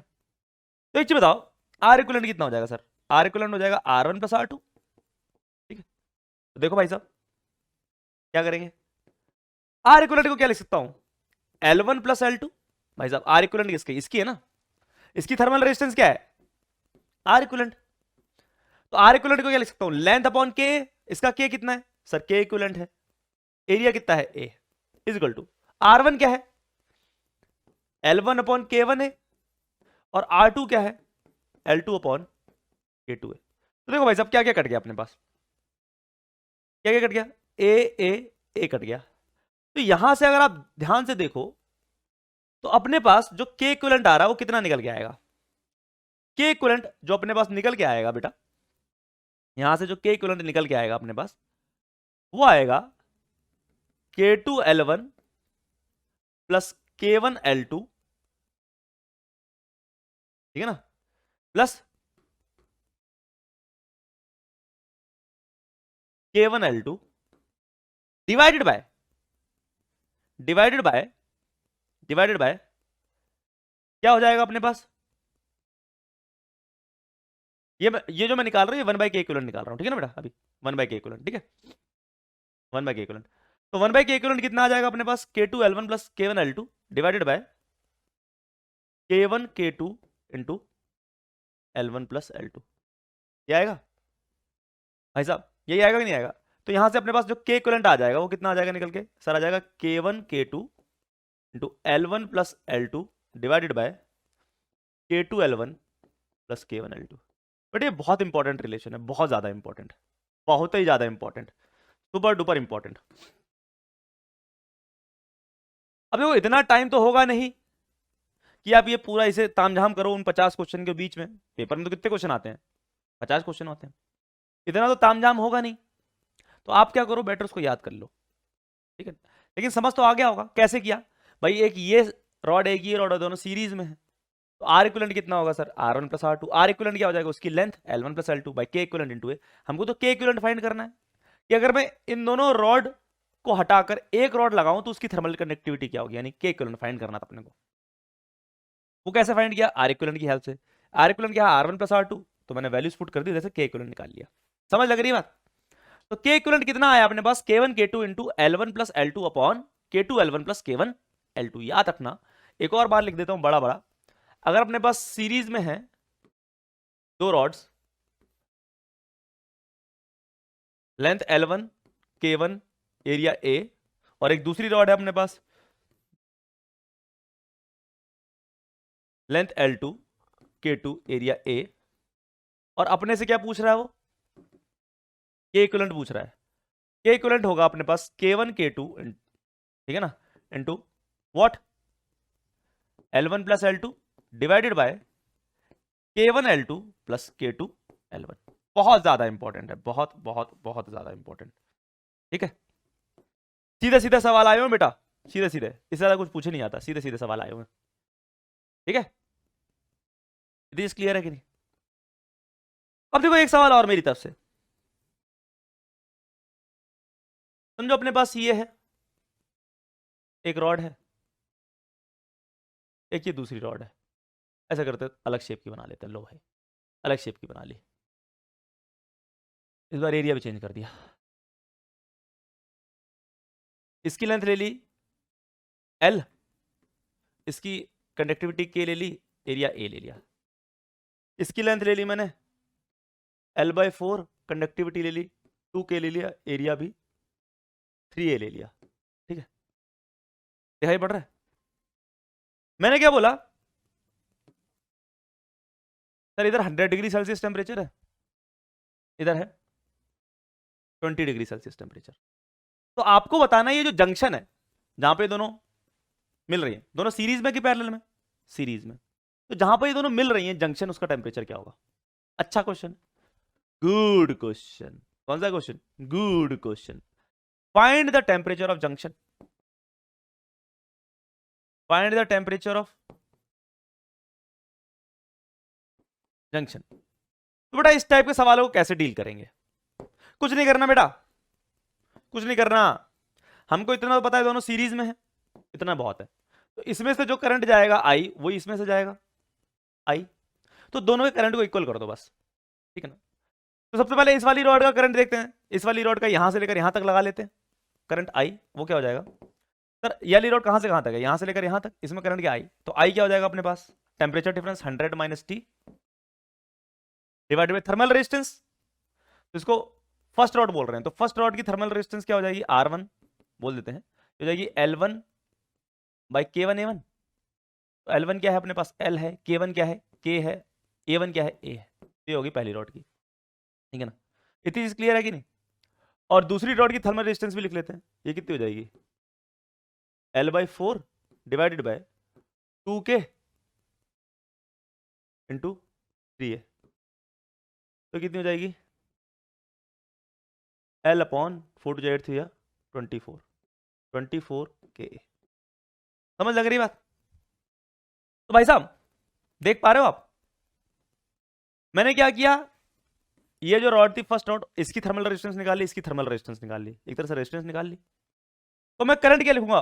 Temperature difference divided by resistance. अब इसको मैं पता क्या हो, क्योंकि अब देखो कैलकुलेशन से कैसे बचते हैं हम लोग, अब मैं ये सिखा रहा हूं कैलकुलेशन से कैसे बचते हैं।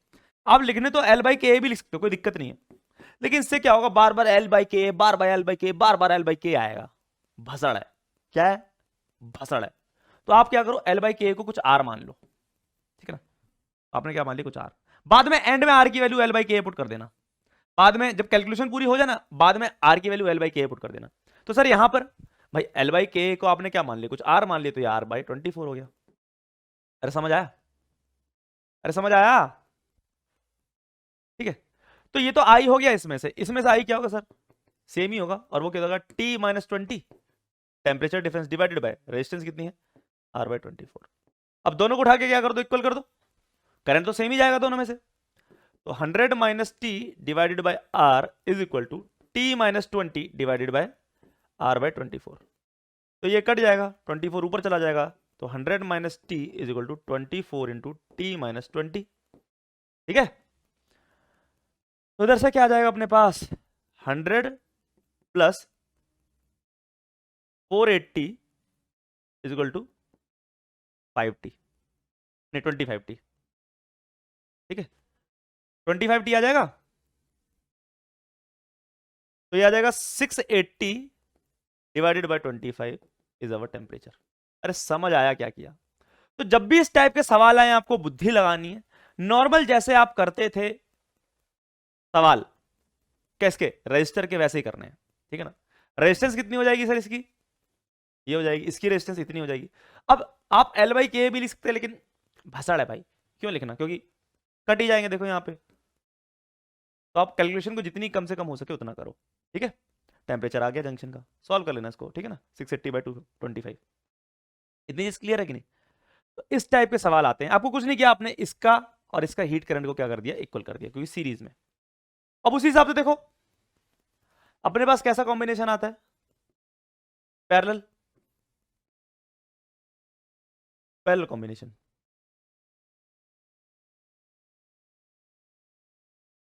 अगर अपने पास पैरेलल कॉम्बिनेशन आए तो क्या करना है? कैसा कॉम्बिनेशन है? पैरेलल कॉम्बिनेशन आए तो क्या करना है? अगर बेटा पैरेलल कॉम्बिनेशन आए, देखो पैरेलल में अगर कभी के इक्विवेलेंट पूछेगा वो तो कैसे आ सकता है? एक रॉड ये होगी, ठीक है, इट क्लियर है कि नहीं? इसका समझो एरिया क्या है, A1 है, और एक रॉड ये है, इसका एरिया A2 है। इसको ऐसा करते हैं, अलग कलर से बना देते हैं।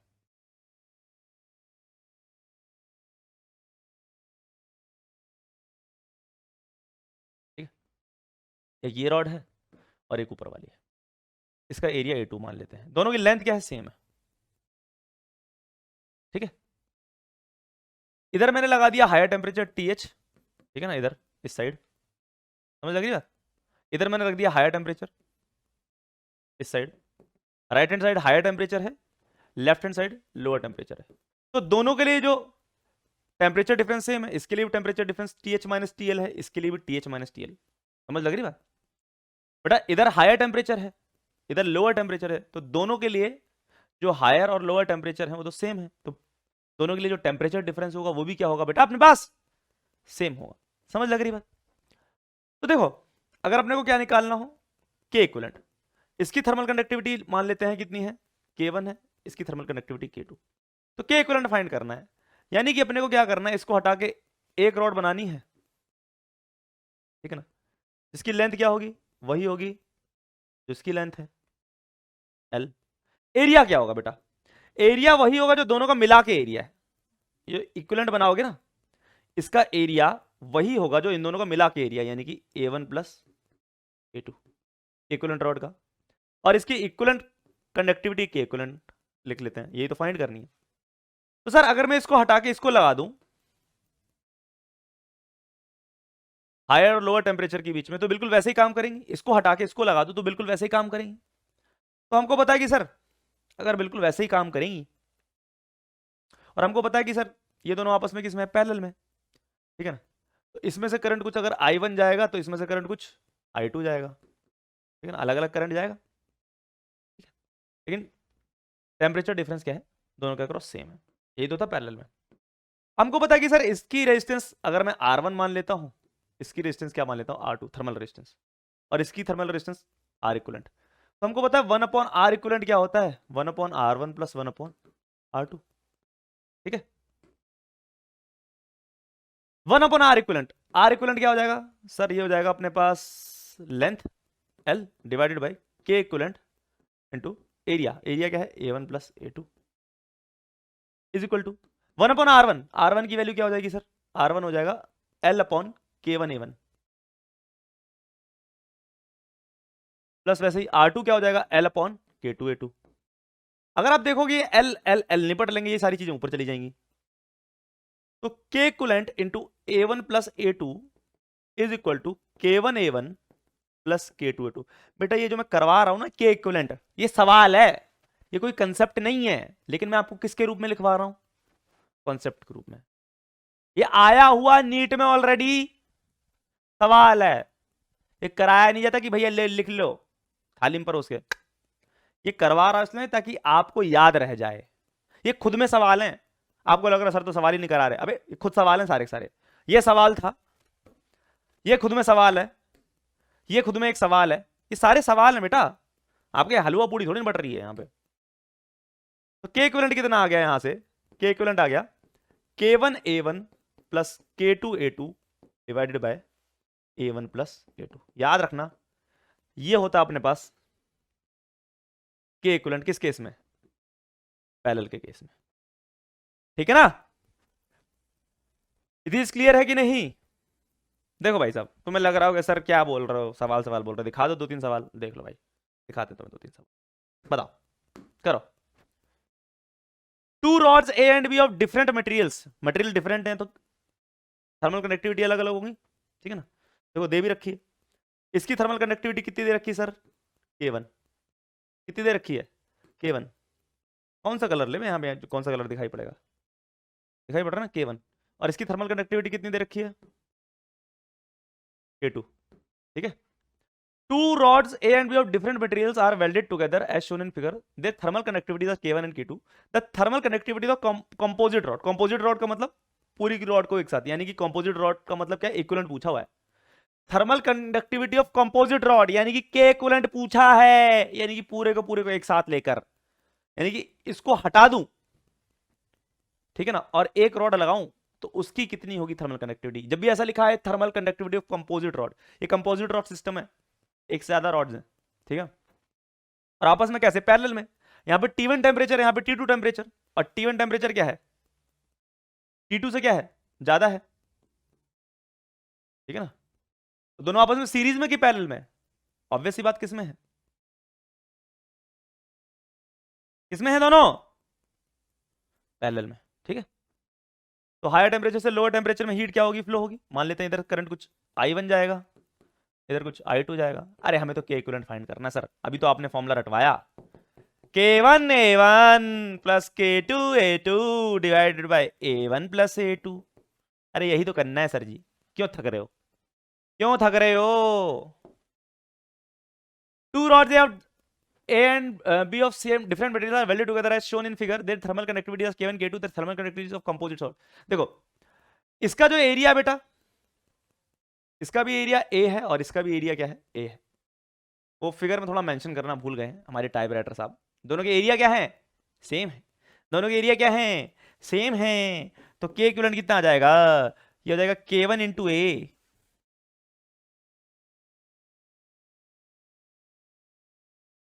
K1 into A plus K2 into A divided by A1 plus A2 यानी A प्लस A 2A। तो A मर गया, तो आंसर कितना आ गया, K1 plus K2 bye 2, A option.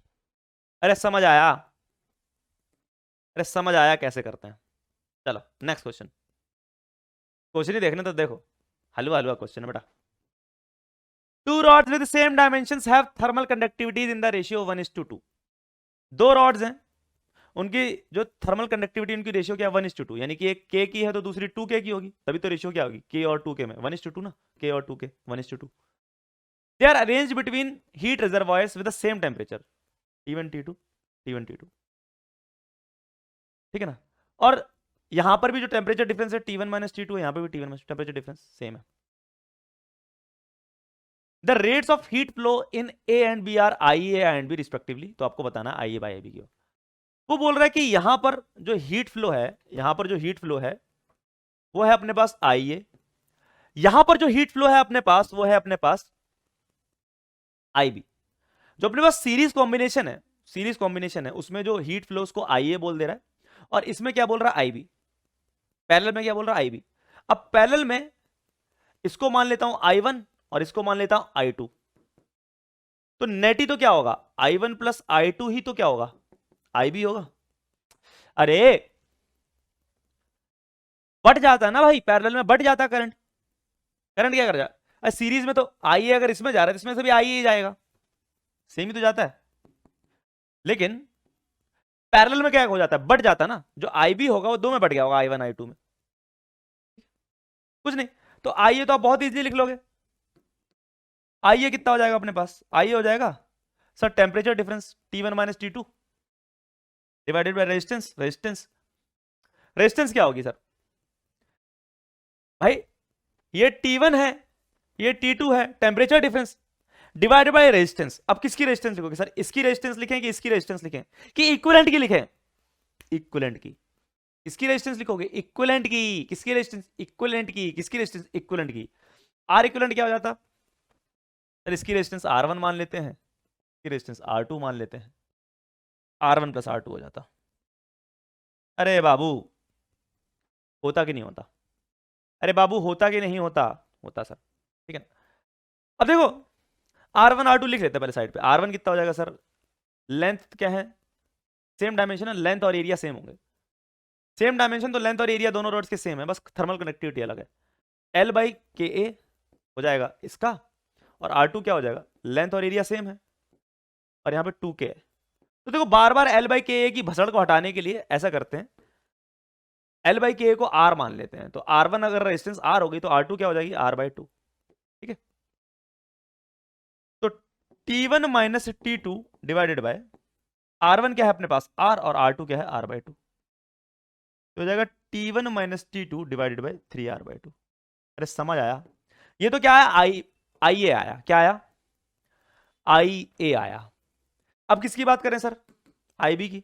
देखो भाई आई बी कैसा है, एक ऐसी रॉड जा रही है, एक ऐसी रॉड जा रही है, इसकी रेजिस्टेंस R1 है, इसकी रेजिस्टेंस R2 है। अभी R1 R2 की वैल्यू निकाल ली हम लोगों ने, निकाली कि नहीं निकाली? R1 R के बराबर है, R2 R/2 के बराबर है, यहां पे T1 है, यहां पे T2 है। तो बताओ बताओ IB क्या हो जाता, IB क्या हो जाता? IB आप डायरेक्ट भी लिख सकते हो, आपको ये नहीं कि अलग से पहले I1 फाइंड करो फिर I2 फाइंड करो फिर I1 प्लस I2 को आप IB लिखो, आप डायरेक्ट भी फाइंड कर सकते हो। कैसे सर, IB क्या हो जाएगा, आप इसको हटा के एक रॉड लगा दो, उसकी रेजिस्टेंस R इक्विवेलेंट लिख देना, तो उससे भी तो IB जाएगा, तो IB क्या हो जाएगा, T1 minus T2 divided by R equivalent. अब सर R इक्विवेलेंट क्या होगा, ये तो आपस में पैरेलल में है, तो 1/R इक्विवेलेंट क्या हो जाएगा, 1/R1 प्लस 1/R2। तो 1/R इक्विवेलेंट कितना हो जाएगा, R1 की वैल्यू R है, R2 की वैल्यू R/2 है, तो 1/R इक्विवेलेंट कितना हो जाएगा अपने पास, 1/R प्लस 2/R, ठीक है ना, दैट इज 3/R। तो R इक्विवेलेंट की वैल्यू R/3 हो गई, ठीक है, पुट कर दो, तो T1 minus T2 divided by R/3। तो बता दो ये IB आ गया, IA कितना आया था सर, IA आया था अपने पास T1 minus T2 divided by 3R/2, ठीक है ना, और IB कितना आया था अपने पास, T1 माइनस T2 अभी निकाला, R/3 आया, तो दोनों की रेशियो लोगे तो क्या आएगा, T1 माइनस T2 कट गया, R से R कट गया। देखो L के A के टर्म्स में आंसर नहीं निकालना पड़ा, R में ही सिमट गया ना आंसर, देखो कट गए, वैसे भी पता है कट जाएंगे, तो इसलिए मैंने L के A में बस पता कॉम्प्लिकेशन हो जाती है, सीखो। अब देखो क्या होगा अपने पास, समझ लग रही बात?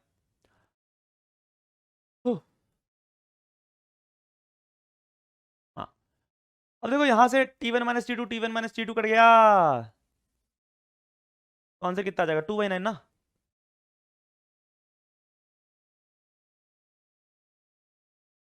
हम्म, 2/9, 2/9 आएगा, तो आंसर कितना आ जाएगा,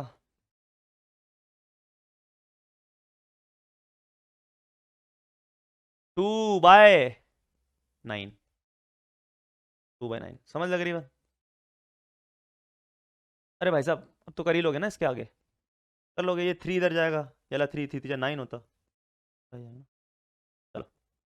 समझ आया कैसे करते सवाल बेटा, कुछ है नहीं सवाल में। अब देखो ये वाला सवाल, a cylindrical rod having temperature T1 and T2, typewriter भैया बहुत गजब के हैं हमारे, a cylindrical rod having temperature T1 and T2 at its end, the rate of flow of heat is Q1 calorie per second, वही rate of flow heat, ठीक है ना, is Q1 calorie per second if all the linear dimensions are doubled, सारी की सारी linear dimensions को double कर दूं, लीनियर डायमेंशन पता है क्या होती हैं, जैसे हो गया लेंथ हो गई, रेडियस हो गया, विड्थ हो गई, हाइट हो गई, ये सब लीनियर डायमेंशंस होती हैं, ठीक है। If all the linear dimensions are doubled keeping temperature constant, temperature को चेंज नहीं कर रहे, then rate of flow of heat Q2 क्या हो जाएगा। देखो एक रॉड है, आपने उसको T1 और T2 के बीच में लगा रखा, मान लेते T1 क्या है, बड़ा है T2 से, तो हीट फ्लो ऐसे हो रही होगी, हीट करंट, ठीक है ना। तो पहले उसने हीट करंट कितना बोल रखा है, Q1 बोल रखा है, और कब है, जब temperature difference T1 minus T2 है, और लेंथ मान लेते हैं L है, कंडक्टिविटी K है, एरिया A है। अब आपने क्या किया कि लेंथ को डबल कर दिया, यानी कि नई लेंथ हो गई L-2L हो गई, ठीक है ना, और एरिया, क्या आपने एरिया को डबल किया, नहीं, आपने क्या किया, लीनियर डायमेंशंस को डबल किया, यानी कि रेडियस को डबल किया। तो पहले एरिया क्या था अपने पास सर, A था, रेडियस मान लेते पहले R था, तो πr² हो जाएगा। अब A' क्या हो गया, आपने रेडियस को डबल कर दिया, समझ आया, लीनियर डायमेंशन को डबल करना मतलब रेडियस को डबल करना, तो एरिया 4 टाइम्स हो जाएगा बेटा, एरिया 4 टाइम्स हो जाएगा बेटा। आपने लीनियर डायमेंशन डबल करी है तो आपने रेडियस डबल किया ना, जितनी भी लीनियर डायमेंशन से। एरिया लीनियर थोड़ी ना है, एरिया तो प्लेनर डायमेंशन या 2 डायमेंशनल बोल लो। तो अगर आपने रेडियस को डबल किया है तो एरिया कितना हो जाएगा 4 पाई आर का स्क्वायर, यानी कि पुराने वाले एरिया से कितना हो गया 4 टाइम्स, यानी कि 4a हो गया। ठीक है, बाकी की चीजें तो वही हैं। तो बताओ नई जो अपने पास आई डैश हो जाएगा, या बोलो Q2 क्या है अपने पास, नई वाली ना रेट ऑफ फ्लो, Q2 बोल दिया मैंने, वो क्या हो जाएगा, टेम्परेचर डिफरेंस तो वही है क्योंकि टेम्परेचर तो आपने चेंज नहीं किया, ठीक है ना, टेम्परेचर कांस्टेंट रखा, बस आपने क्या किया लेंथ को डबल कर दिया 12, मटेरियल तो वही है तो कंडक्टिविटी वही रहेगी, एरिया कितना हो गया 4a हो गया। तो भाई साहब बता देंगे आंसर कितना आएगा, यहां 2 बचा तो 2 ऊपर चला जाएगा, ठीक है ना। बताओ आंसर कितना आ जाएगा, 2 ऊपर चला जाएगा ना, तो आंसर कितना जाएगा 2 times of T1 minus T2 divided by L upon K। बताओ ये आपको देखने से क्या लग रहा है भाई साहब, ये चीज तो क्या है Q1 है ना, ये Q1 ही तो है, T1 minus T2 upon L by K क्या है Q1 ही तो है, ये Q1 ही तो है, और 2 हो गया, यानी Q2 क्या हो गया 2 टाइम्स Q1, T2 क्या हो गया 2 टाइम्स Q1 हो गया। अरे समझ लगा, ठीक है, T2 क्या हो गया 2 टाइम्स Q1 हो गया।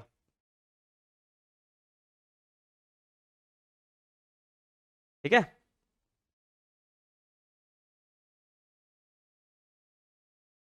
क्लियर है।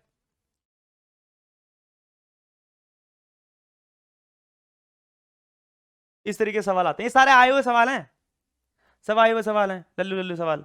अब देखो बेटा एक टाइप की और वैरायटी आती है अपने पास क्वेश्चन की, जैसे कि अपने को 3 रॉड दे दी जाएंगे, एक ये रॉड समझो, एक ये रॉड और एक ये रॉड, ठीक है, 3 रॉड दे दी जाएंगे अपने को इस तरीके से।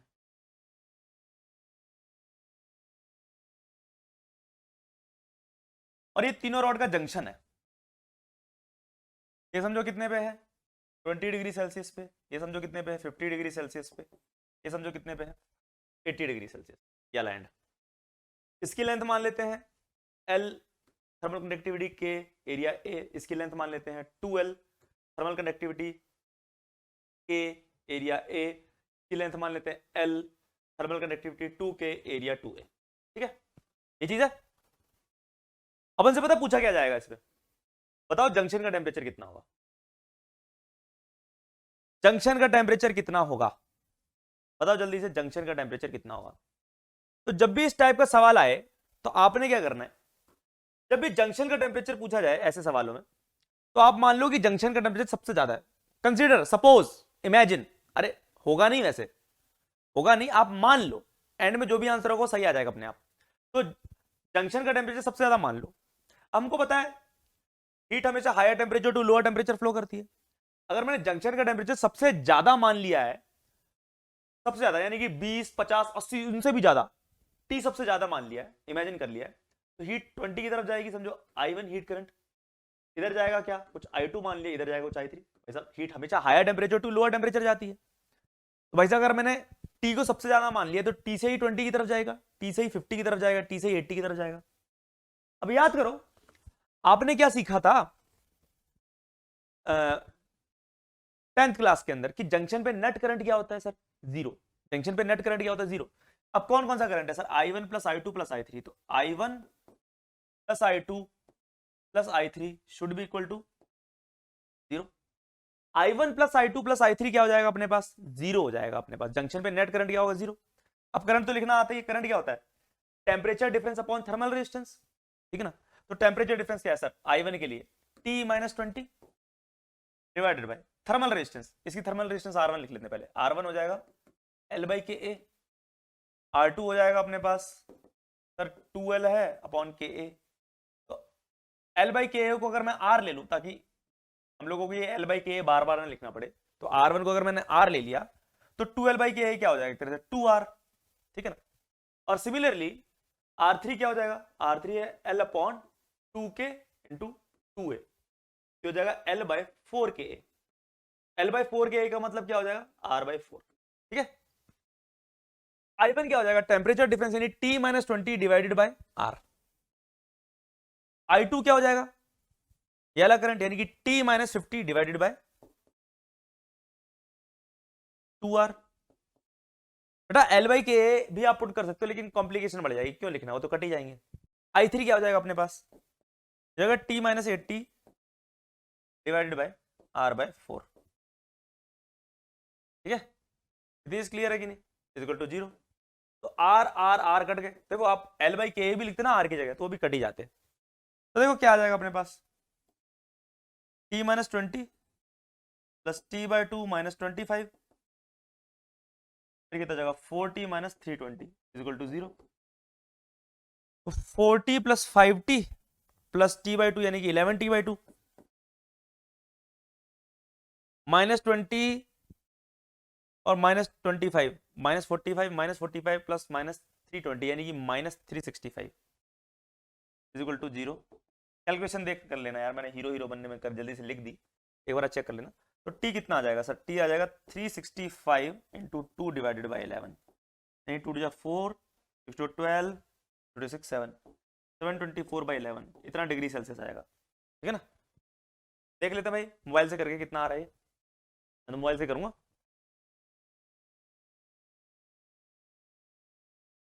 हाँ क्या जाएगा 724 डिवाइडेड बाय 11 65.8। देखो आ गया ना टेम्परेचर 65.8 आ रहा है। तो भाई जो जंक्शन का टेम्परेचर आ रहा है, फाइनल आंसर कितना आ रहा है इसका, फाइनल आंसर कितना आ रहा है 65.8 डिग्री सेल्सियस। तो आ गया ना जो सही आना था। तो जब भी इस टाइप के सवाल आए आपने टेंशन नहीं लेनी है, ठीक है ना। अब देखो एक सवाल मैं आपको होमवर्क दे रहा हूं, जैसे कि अपने पास दो स्लैब है, एक ये स्लैब है और एक ये स्लैब है, दोनों का एरिया ऑफ कंस्ट्रक्शन सेम है। या आपको साइड व्यू दिखा रहा हूं, तो ये उसकी जो थिकनेस है ये D है, ये क्या है 5D है। ठीक है ना, इधर टेम्परेचर कुछ T1 मान लेते हैं, या हाई टेम्परेचर जो भी है 100 डिग्री सेल्सियस मान लेते हैं। अगर आपको थोड़ा सा और 3D व्यू में लेके जाऊं, ये तो 2D व्यू है, तो ये ऐसे करके निकले हुए हैं।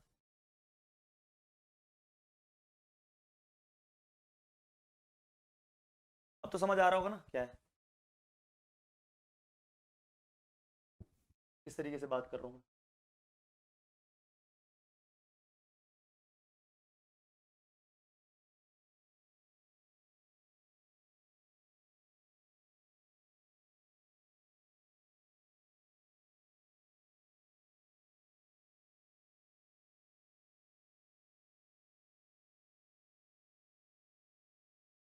समझ पा रहे हो स्लैब, तो अपने पास दो स्लैब्स हैं, एक ये है और एक ये है। ठीक है ना, एक की थिकनेस 5D एक की D है। तो ऑब्वियस ही बात है भाई साहब, इधर हायर टेम्परेचर है, इधर लोअर टेम्परेचर मान लेते हैं 20 डिग्री सेल्सियस। तो दोनों आपस में आपको दिखाई पड़ रहा है कि भाई साहब सीरीज में इसकी थर्मल कनेक्टिविटी K मान लेते हैं, इसकी K/4 मान लेते हैं, लेकिन एरिया ऑफ क्रॉस सेक्शन दोनों का सेम है, यही तो एरिया होगा। ठीक है ना, तो ये वाला एरिया दिख नहीं रहा है, एक ही साइड का दिखाई पड़ रहा है आपको, क्योंकि आप ऐसे देख रहे हो सामने से, समझ पा रहे हो ना। अरे समझो यार, दो एक तरह से स्लैब है, एक ये स्लैब 1 एक स्लैब 2 है, स्लैब 1 स्लैब 2। आपको बेसिकली निकालना क्या है कि इनका जो जहां पर जॉइंट है दोनों, ये इस जॉइंट का टेम्परेचर कितना होगा, ठीक है ना, या बोलो जंक्शन का टेम्परेचर। दूसरा आपको निकालना है K इक्विवेलेंट, दो चीजें निकालनी है, K इक्विवेलेंट निकालना है और दोनों के जंक्शन का क्या निकालना है, टेम्परेचर निकालना है। दोनों के जंक्शन का क्या निकालना है, टेम्परेचर निकालना है। समझ लग रही है, टेम्परेचर निकालना है और K इक्विवेलेंट निकालना है। K इक्विवेलेंट कितना होगा, एरिया दोनों का सेम है, यहाँ का भी जो एरिया आपको जो दिखाई नहीं पड़ रहा वो A है, इसका भी एरिया क्या है A है, दोनों का एरिया सेम है। बाकी सारी आपको चीजें दे रखी हैं। ऑब्वियसली बात हीट क्या करेगी, हायर टेम्परेचर से लोअर टेम्परेचर की तरफ जाएगी, क्योंकि सीरीज में तो यहाँ पर जो हीट करंट आएगा वही हीट करंट इसमें भी। तो ये आपको है होमवर्क सवाल। तो यही था अपने पास लास्ट, तो आज की सभा हम लोग यहीं पर समाप्त करते हैं। इतना ही था अपने पास कंडक्शन में। बाकी मैं कंडक्शन को थोड़ा सा रेडिएशन के साथ रिलेट करके पढ़ाता हूं। तो जो भी कंडक्शन में छोटी मोटी और चीजें होंगी वो रेडिएशन जब हम लोग पढ़ेंगे उसमें अपने पास आएंगी, तो उसके साथ में रिलेट करता हुआ चलूंगा। ठीक है ना। तो आज के लिए बस इतना ही। बाकी मिलेंगे नेक्स्ट क्लास में जिसमें हम लोग क्या पढ़ेंगे, रेडिएशंस पढ़ेंगे। तो तब तक के लिए ध्यान रखें अपना और अपने घर वालों का भी। और देखो दिल बना के मैंने थैंक यू की स्लाइड पहले से ही आपके लिए बना रखी थी। आज के लिए बस इतना ही, बाकी मिलेंगे नेक्स्ट क्लास में।